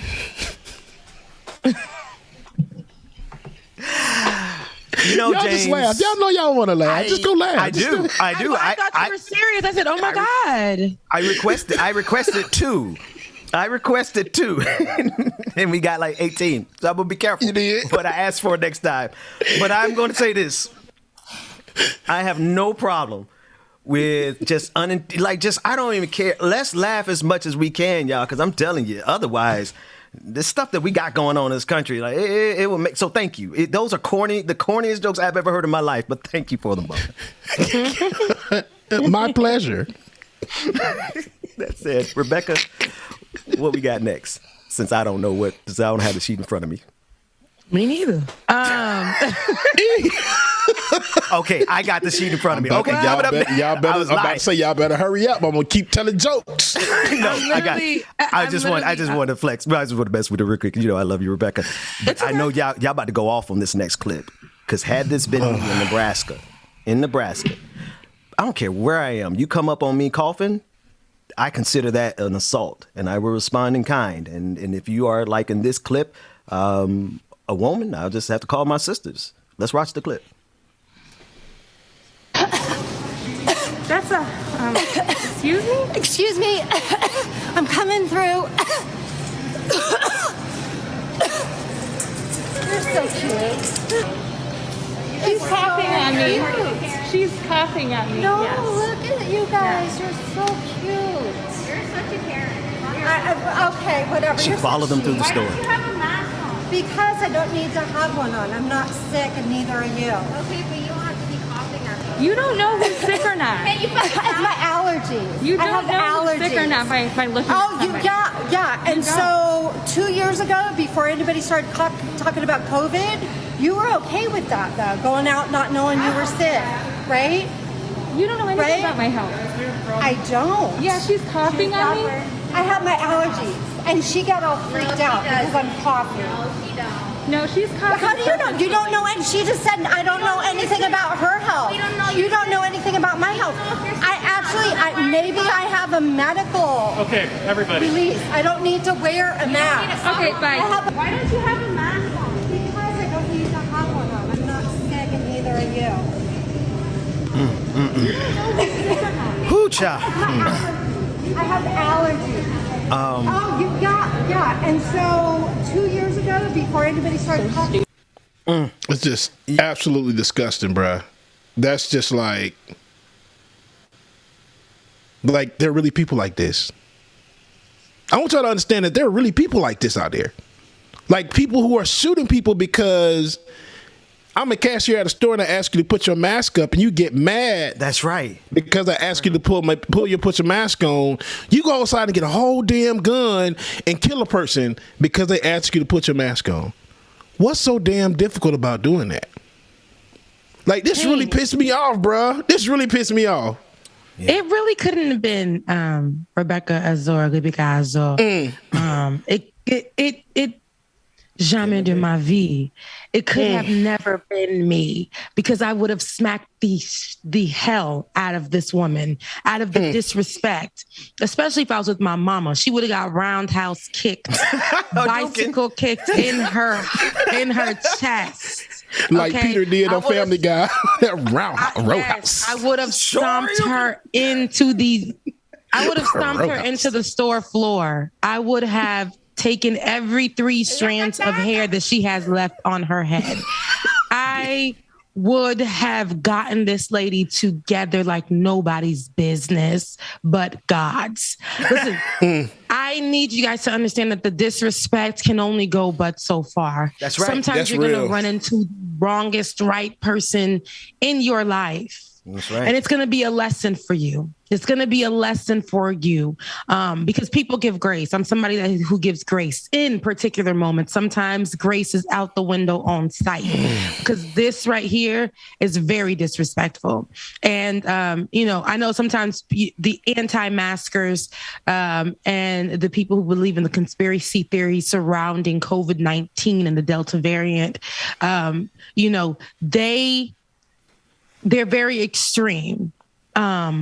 But it's almost as if they're dangerous, right? They're very dangerous. And like you said, Bubba, just for the simple fact of somebody saying, hey, you can't come into the store with your mask. Somebody will go to their car and possibly get a gun and come back in the store because they felt disrespected, but they don't see this as disrespect. What they call this is very American. It's patriotic. I'm doing this because I have my rights. Do you understand? I have the freedom of speech and the freedom to do whatever I like, or I have a health issue. And with the argument of the health issue, they're asking, well, what is your health issue? Well, I have rights. That's the issue right there. And to me, it just sounds like your issue is that you're racist, or you just have no idea that what you're doing right now could get your ass killed. But in the same sense, you can definitely get people killed with just coughing on somebody, playing around, but you may as well very well have COVID-19. That's right. And that is what is my issue. No, this lady would have I would have been risking my life.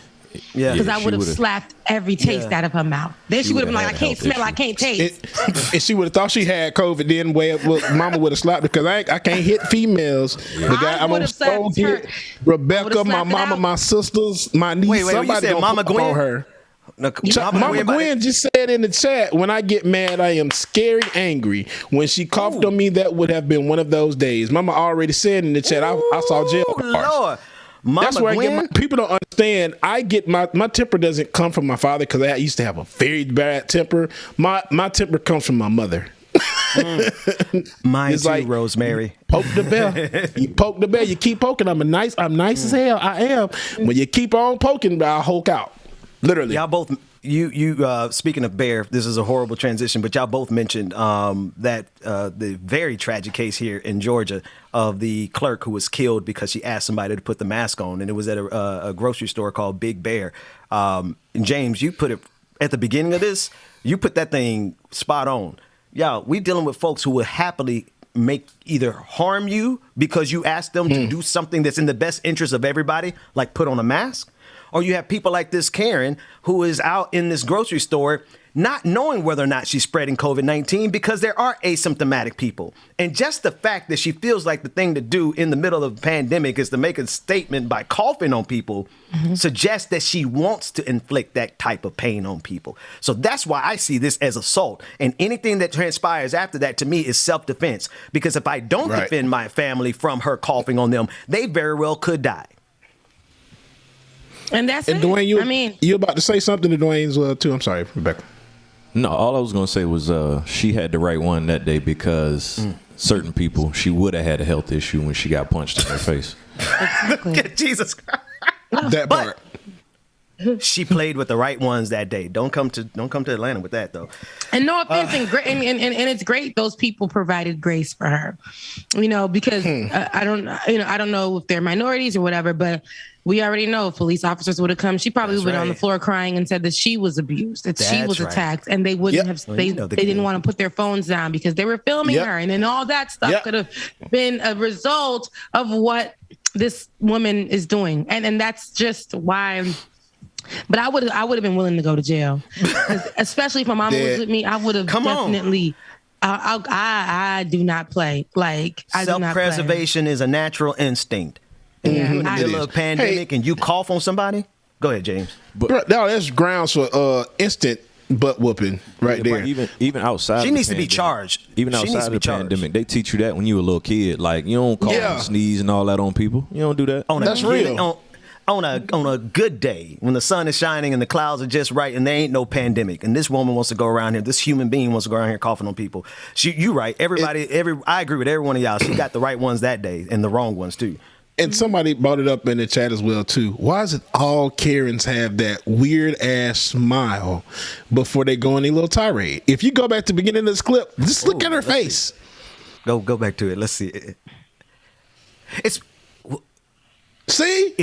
all Karens have that same facial expression. Possession, they're possessed. There goes that witchcraftery. That's witchcraft. That's that witchcraft practicing lesbian. She ain't black though. I was going to say call her Jezebel spirit, but I don't even buy into all that because we got to talk about the patriarchy version of the Bible. But I digress. Let's go with Stephen A. Smith. Now, I'm not even I don't know how I feel about Stephen A. Smith most days. But that said, he had a great segment yesterday. It's a little long, but I think it's worth watching in regards to the pandemic. Let's take a look at that. They lucky I ain't running the NFL. Yeah. Best interest of the league clause. You wouldn't play. Coaches, staff, other folks employed by the leagues have to be vaccinated. Right. The only people that it's not mandated for are the players because they have a union, the Players Association, that's protecting them from what? Because I got news for you. You ain't protecting them and you ain't protecting us. The reality is that if you end up testing positive, you can have an effect on somebody else. So if you get vaccinated, chances are you don't have to go to the hospital. You can go home, you're going to feel sick, but you can recover because you already have the vaccine. Oh, by the way, when we're available, my time comes in December. The second it's time to get the booster shot, I'm getting the booster shot. Oh. Why? Because I work with y'all. Yeah. And I work in this building, and I got to work around other people, and I have children, and I have a family. I'm so done with people I'm talking about the athletes. These are private industries. Yeah. We don't have to play. You ain't entitled to play. I think it's shameful when athletes talk about, oh, it's a private matter. It is not a private matter because it affects anybody that's standing right next to you.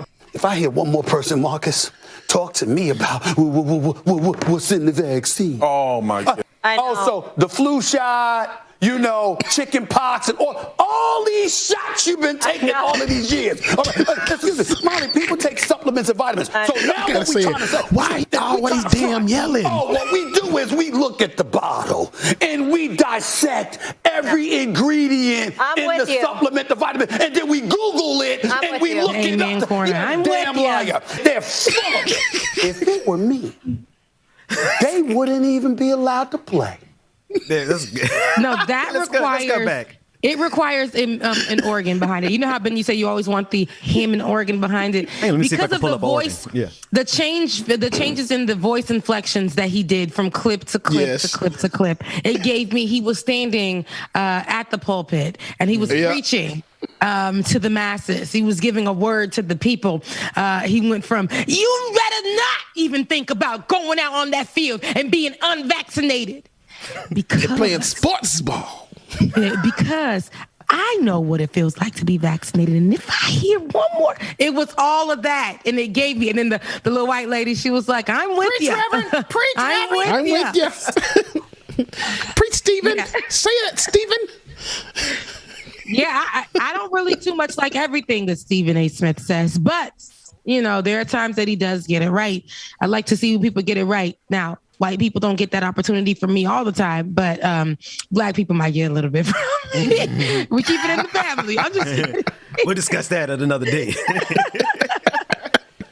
But no, seriously though, it Molly, what is she? It was Molly. She's ambiguous. She's ambiguous. Yeah. Okay. That said, though, I mean, you're Rebecca. I don't agree. I don't even care about my lack of a disagreement with Stephen A. Smith. He just hollers all the time and gets on my nerves. But he's sure as hell right here. Like, this is a matter of public health. Y'all, why is it that the stupid thing to do is championed in this country as the woke thing to do? When a football player or anybody gets out there and says, well, we don't know what's in the vaccine. That's the stupid thing to say, right? If you must know, then go Google it and actually do research, not on YouTube, not on whatever conspiracy theory groups that you're a part of. But the smart thing, everybody patting football players on the back. Oh, you're so strong. No, y'all are so strong on stupid, right? Because y'all gonna get people killed because you don't want to take a vaccine when you've been taking vaccines every part of your life. No, it's very American of them. You know, football is an American sport, and so what they'll do here is really, it's pretty white. What they'll do here is really like make it seem like they own these football players. We saw how Donald Trump treated the football players, and because one black person spoke out against the norm, the un-American way, you know, and they got in trouble for it. But now I like to see that there are people in the sports entertainment world, like the people who are in the media portion of it and who are saying, yo, hey, instead of being quiet, they're having a voice more so on this. Because we saw what happened to Jemele Hill when she backed for kneeling, Colin Kaepernick for kneeling. She was clipped. She was clipped. Right. But, you know, now I think that more, at least the male of colors who are on these networks can really speak up on issues that that affects everyone, especially like this one. Football players who are not vaccinated get on the field, maybe around people who are vaccinated during the weekends when they go to the club, their family members, get back on the field, give it to another player.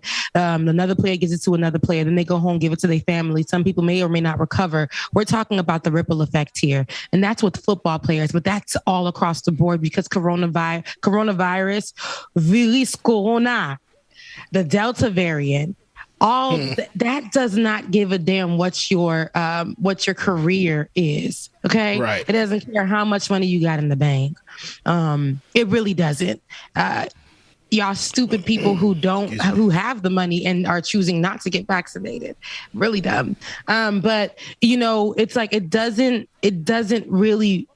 matter. You can get got at any moment, at any time. And for the NFL to, allow some people to not be vaccinated, that's very weird. But if they are, telling them, hey, y'all got to be vaccinated to come on. Some people are saying it's their beliefs. They can't do it because of their beliefs and da-da-da-da. But, a lot of y'all with the beliefs and stuff had to get that vaccine to get into America. And it done marked up your arm, but she was willing to get that vaccine to come into America, okay? But now that they're telling you to stay safe, you guys are questioning the motives of the vaccine and saying that the vaccine will definitely, give you these effects. They're putting COVID-19 in your body. They're, this will give you, it'll give you wings, or all kinds of BS that people are believing. And I feel like just in simple things like sports, the arenas should require people who are vaccinated. Somebody online was saying how they got COVID-19 and they're vaccinated, but they made it clear that, hey, I've probably had it for 5 days now because I was exposed to the Delta variant, but I don't feel anything. That's because I'm vaccinated. I wouldn't have never known, but as soon as I found out that I was exposed, I decided to quarantine. And then I went and got checked, then it was positive, but I feel nothing. The people who were with me who weren't vaccinated, it's another story. That's another story. And Rebecca, it's funny you said that about the vaccines. Mom was telling me, Gwen has a lot of stories, y'all. That's all I say. She probably got more stories than Rebecca do. But when I tell you, she was telling me, we were talking a couple of days ago about when they were getting vaccinated for the smallpox vaccine, or for smallpox in the 60s. Mama, you probably got to correct me. But back then, it's been the same thing. A lot of false information, misinformation, and they were actually vaccinating kids at school when all of this was going on. So it was a lot, and I can't wait for her to come on here, Gwen, to tell you all about it. Like I said, she got more stories than Rebecca do, and she'll share all of them. I love it. I only lived 31 years of life. I would love to hear the wise stories instead of my stories full of mistakes. and where they ain't full of mistakes, Rebecca. You be spit some stuff, Rebecca. Girl, don't ever say that. Your story is enough full of mistakes. I be loving it.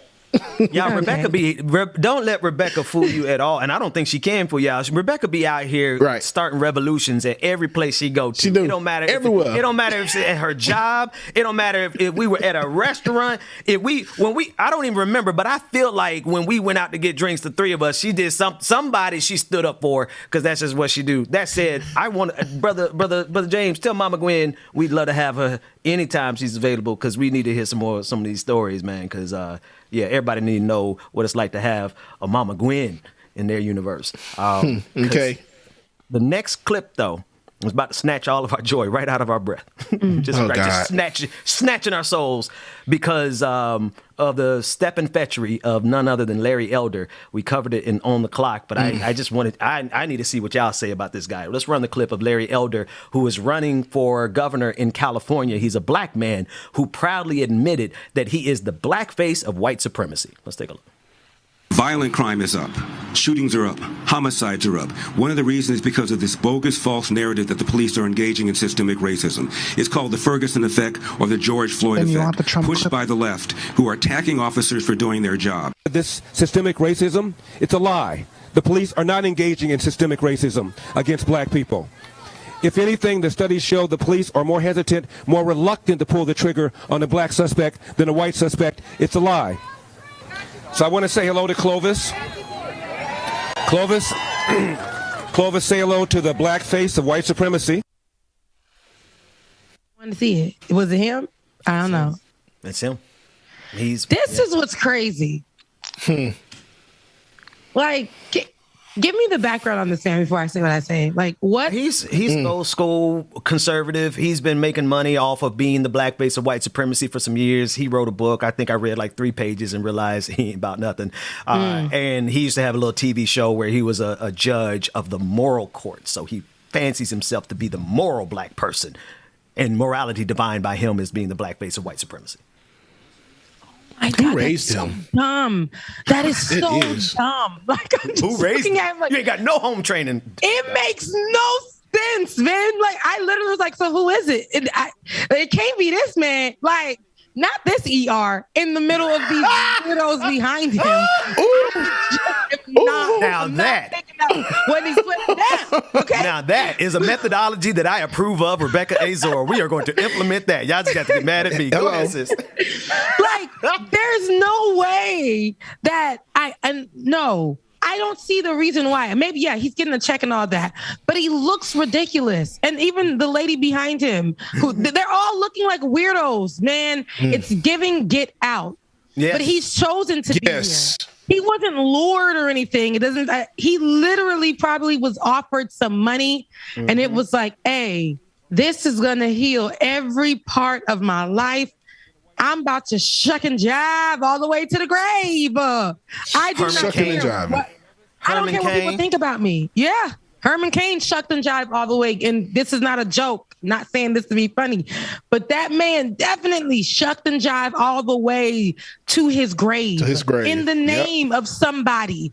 Being the black face of white supremacy in the White House. And he lost his life because he wanted to be maskless and standing the American way. That man has lost his life. Candace over here can't grow 1 grain of hair to make it full because she's standing for white supremacy. Edges on her. Just white supremacy just snatching her edges. Rebecca, I can't. It's gone. All of them. They're gone. Snatched all of them. Now we got this brother over here. He got a good hairline, but so that hairline is not good. Look at that head. I don't know. That forehead is long and strong. That forehead, forehead is long and strong. Hey, hold on now. Rebecca got a thing for long faces. Like one of them old school football. So I can't. Wait, hang on. We had a lot of folks talking right there because we all want a piece of Larry Elder. Dwayne, what did you say? I said his hairline looks like one of them old school leather football helmets. Leatherhead. Oh, man. James, I heard you too. Shout out to Laura Strada real quick. She said, vote, please. He is getting close. It's scary here in California. Okay, that's the most important part of this conversation. The California recall election is next Tuesday, September 14th. And so far, according to our producer, 74% of the ballots mailed to voters have not been returned yet. So this guy is trying to become the governor of California.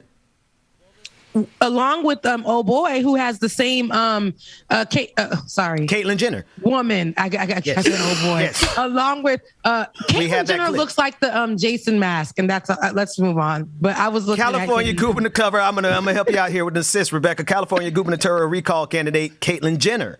Yes, Texas but no, law Go ahead. Both of them do not have any. To me, Caitlyn Jenner. She was just on, was it CNN in an interview, and she was saying that because they were asking about the abortion law. Let me tell you what this person who wants to be the governor of California said, literally. Yeah. And you have to watch these people and what they say. I watched it and I was just looking like, what? Caitlyn Jenner said that you listen to this, and this is very white. Caitlyn Jenner said, I have no issue with the laws passing in Texas because they have the rights as a state to do what they need to do. So if that's what they wanted to pass, that's what they wanted to pass. Now, me, for instance, so she kept asking, the reporter kept asking, hey, so you have no issue with it happening in Texas, right? But you're saying would you add it would you add it here in California? And she was like, no, I mean, for me, it's not something that I would do. But now for Texas, I have no issues with it happening in Texas. So it tells you that the person is riding the fence. Once you put this person in the seat, you may not know if she may change her mind and say, you know what? Abortion is fine. That abortion law was fine. I would love to adopt that same model that Texas did. We see a lot of times when these people go and sit down in these seats. Sorry, Ben. We see a lot of times when people go sit down in these seats, how much they can switch. So yes, Laura is right. Laura has been posting to vote since day one in there. If you guys don't see, she posts all the time because she knows what's going on in California. Yeah. And how anything could be swayed. But yeah, let's take a listen to what Caitlyn Jenner said. I am for a women's right to choose. I am also for a state having the ability to make their own laws. And so I support Texas in that decision. That's their decision. I'm okay with that. But as far as being a woman's right to choose, I don't see any changes in our laws in California in the future. But you're fine with the Texas law, even though you say that you support abortion rights. You are fine with a law that essentially outlaws abortion. I think they have the right in their state to do what they want to do. Now, do I agree with the decision or not? No, to be honest with you, I actually probably do not agree with the decision, but I agree with they have the right to make their own decision. What kind of... It's very hypocritical. Kind of word salad was hypocritical. It's hypocritical. It doesn't make any sense. So when I was listening to it, and even, the reporter was like, hey, so you're saying, so, and the everything that was coming out of her mouth was, yeah, I am a believer of state. State should have the right. State, like, basically, they should have the right over someone's body. But here in California, I get that we're a little bit more free. So I'm all about women's rights, but state should have their rights. So make it make sense. Because the state of Texas thinks they should have the right over women's bodies. So you're all about women's rights. How? And you're part of a group that is disrespected like nobody's business. There's a lot of laws out there that disrespects the LGBTQIA plus community. Mm-hmm. You're somebody who considers yourself a woman now, and you want that respect, but there are laws that are against that. And as a woman, you're saying that you're all about women's rights, but it's showing it's only when. I'm all about women's rights only when. That's what it's giving me.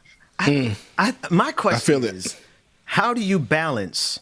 Because this is what Republicans, conservatives are really, really good at. So we just saw Larry Elder. We talked about Candace Owens, and we got Caitlyn Jenner. You have Dinesh D'Souza. You have all these people who are part of minority communities who are willing to do the bidding of white supremacy. right? So let's just be clear. Like there's not but one step between white supremacy and what's happening with women's rights in Texas, right? Let's just be clear. It's all part of the same thing. What do you think? What does anybody think Larry Elder, when if for God forbid he actually wins, what do you think that black man is going to do in the state of California? He's going to turn it into Florida. He's going to turn it into he's going to be Governor DeSantis. So it's not just, I want everybody to understand, it's not just the fact that these people are out here doing things to the benefit of white supremacy. It's that they really desire to get in power so that they can harm you in the same way that Ron DeSantis is harming people, in the same way that Greg Abbott in Texas is harming people, in the same way all these Republican governors who are exacerbating this pandemic are literally committing mass murder because these are those people. So there's no disconnect between their bigotry, their white supremacy. And I'm just fascinated at how Republicans have been so successful at getting people from marginalized communities. Well, no, it's not magic. With Larry Elder, it's a check.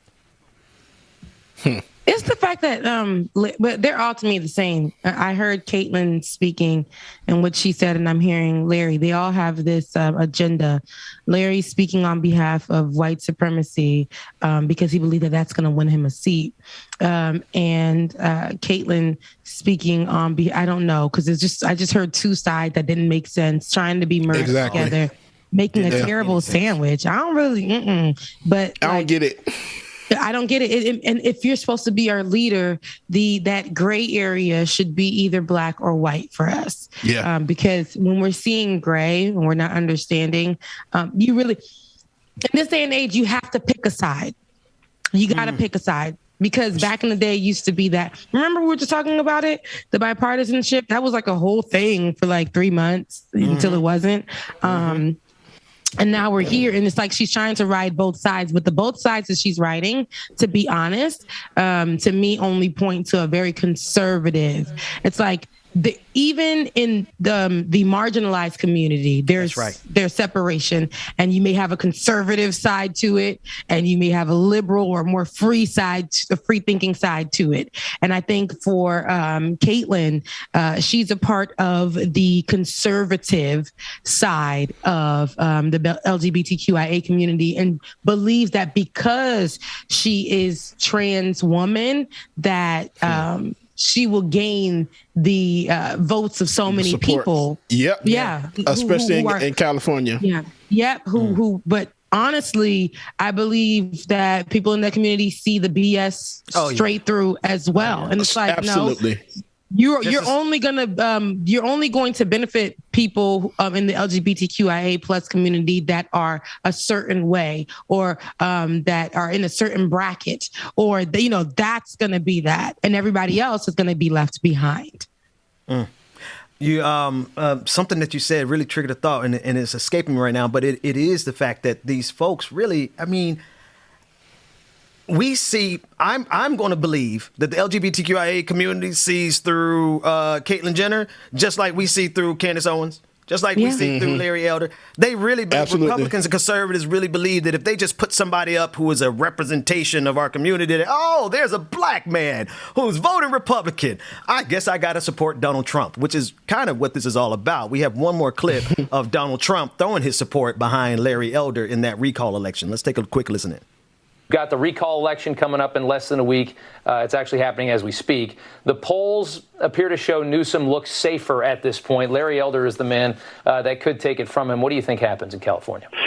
Well, it's probably rigged. They're sending out all ballots. It's all the ballots are, mail out, mail in ballots. In fact, I guess you even have a case where you can make your own ballot.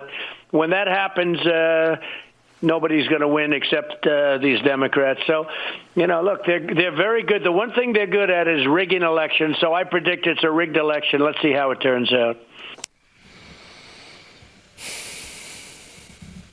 They still talking about that rigged election. I mean, he's still around. Like, what is happening? What network is that? Is that the news? What network is that? It's one of the Newsmax or OAN, one of them conservative outlets. Yeah. Newsmax. That's what it was. And it's like, he really has partnered with Newsmax to get every single. And they thought, Newsmax really thought that it was going to be like, we're going to have the former president of the United States partnering with us to get all of his quotes and his thoughts. This is going to be great. This is going to be great. This is going to be great. But child, every time we hear him speaking, it's like, why? Like, it's honestly, this man will bring up the oldest things, and like rigging the elections, like him actually winning the seat. They're giving him this platform to have these conversations. Now right. He's going to talk about what happened to him possibly happening to the candidates of California if their people do not win, saying this is what happened. It happened to me. There was rigging in the rig that happened in the election. The voters.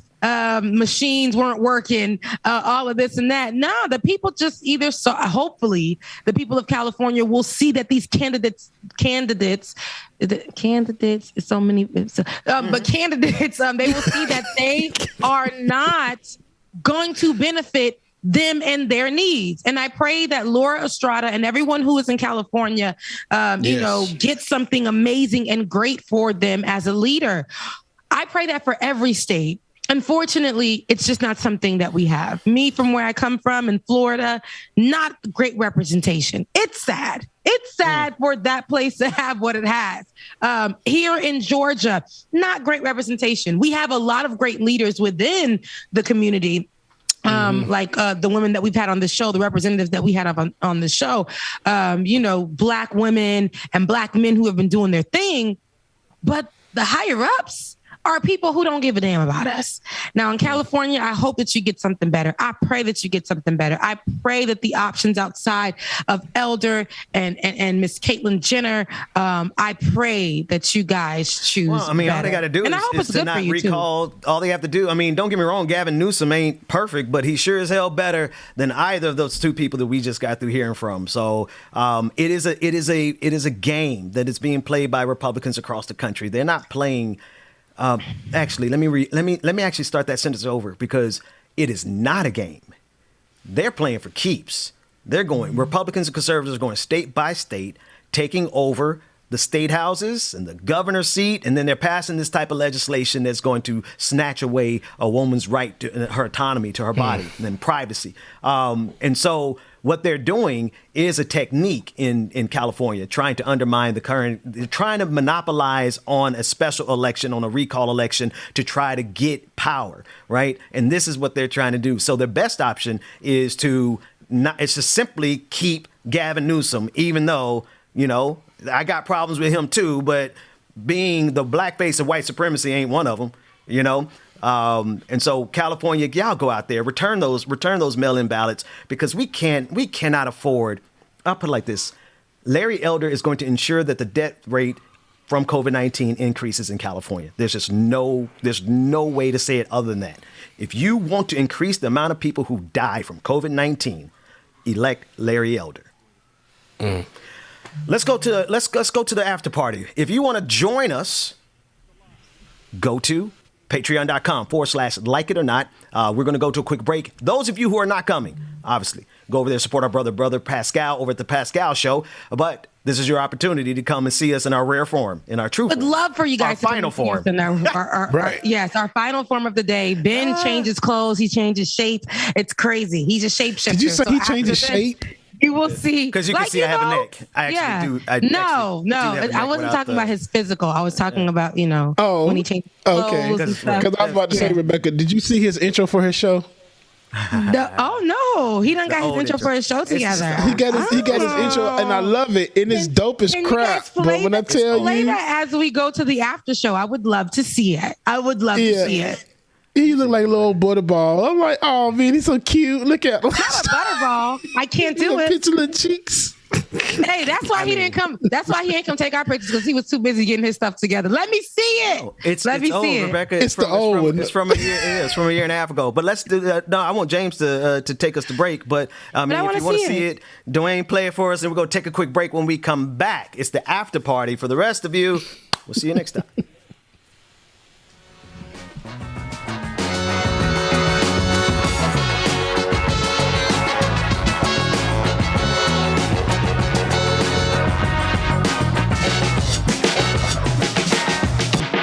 The The Benjamin Dixon Show is only possible with listener support.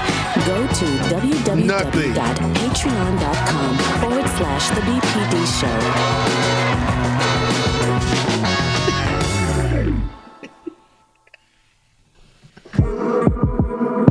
Shout out to Brother Ben, y'all. When I tell y'all, my Brother Ben has come a long way, man. A long way, brother. Shout out to you, Ben, all right, man. The intro was dope as hell, though. That's I have to play it again. Okay? Anywho, y'all, make sure if you have not already, patreon.com/like-it-or-not. You too become a member and get access to the after party, y'all. So, hey, if you're not coming over to the after party, y'all, go ahead, head over to Pascal's show and check my brother out, man. And if not, we will see y'all at the after party.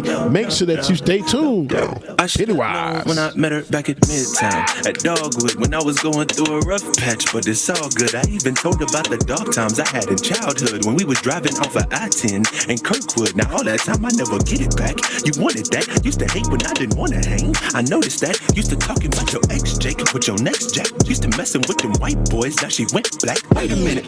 Guess you went and got yourself a real life. Got yourself some booty shots and live real life. Justice, good morning, Justice. William Moore, good morning to y'all. Good morning. Up close, baby, you a ghost. You a demon, and you should float. Get out the way and just go, and just go, and just float. How you gonna lie when you looking in my eyes and you say you down for the cause, but you really here for the ride? You ain't really feeding no sheep. You're a K9 in disguise. Shoulda never gave you nothing but a funky high five. I know we can't go back in time, but I wish I could rewind and get back all that money that I spent every nickel and dime. Cause you a lie. Oh, you a front. You gon' say anything as long Have a great day, y'all. Love y'all too. Mean it. Make sure that y'all stay tuned. If you come to the after party, we will be there. I'm gonna tell y'all. Yeah, I heard that you met him at the bar, Louis. Okay, don't try to do him like you tried to do me, baby. You a cold-blooded killer like Stu. Cause up close, baby, you a ghost. You a demon, and you should float. Get out the way and just go, and just go, and just float. Just float like a balloon, apple, empty bottle, cork, styrofoam, and most dead bodies. You killing me, homicide. Look at your lying eyes. I should have been better laced cause I failed too many times. If money's the root of evil and you call yourself a dime, you gotta be Pennywise. You gotta be Pennywise. You gotta be Pennywise. You gotta be Pennywise. Cause up close, baby, you a ghost. You a demon, and you should float. Get out the way. Just go. Just go. Just float.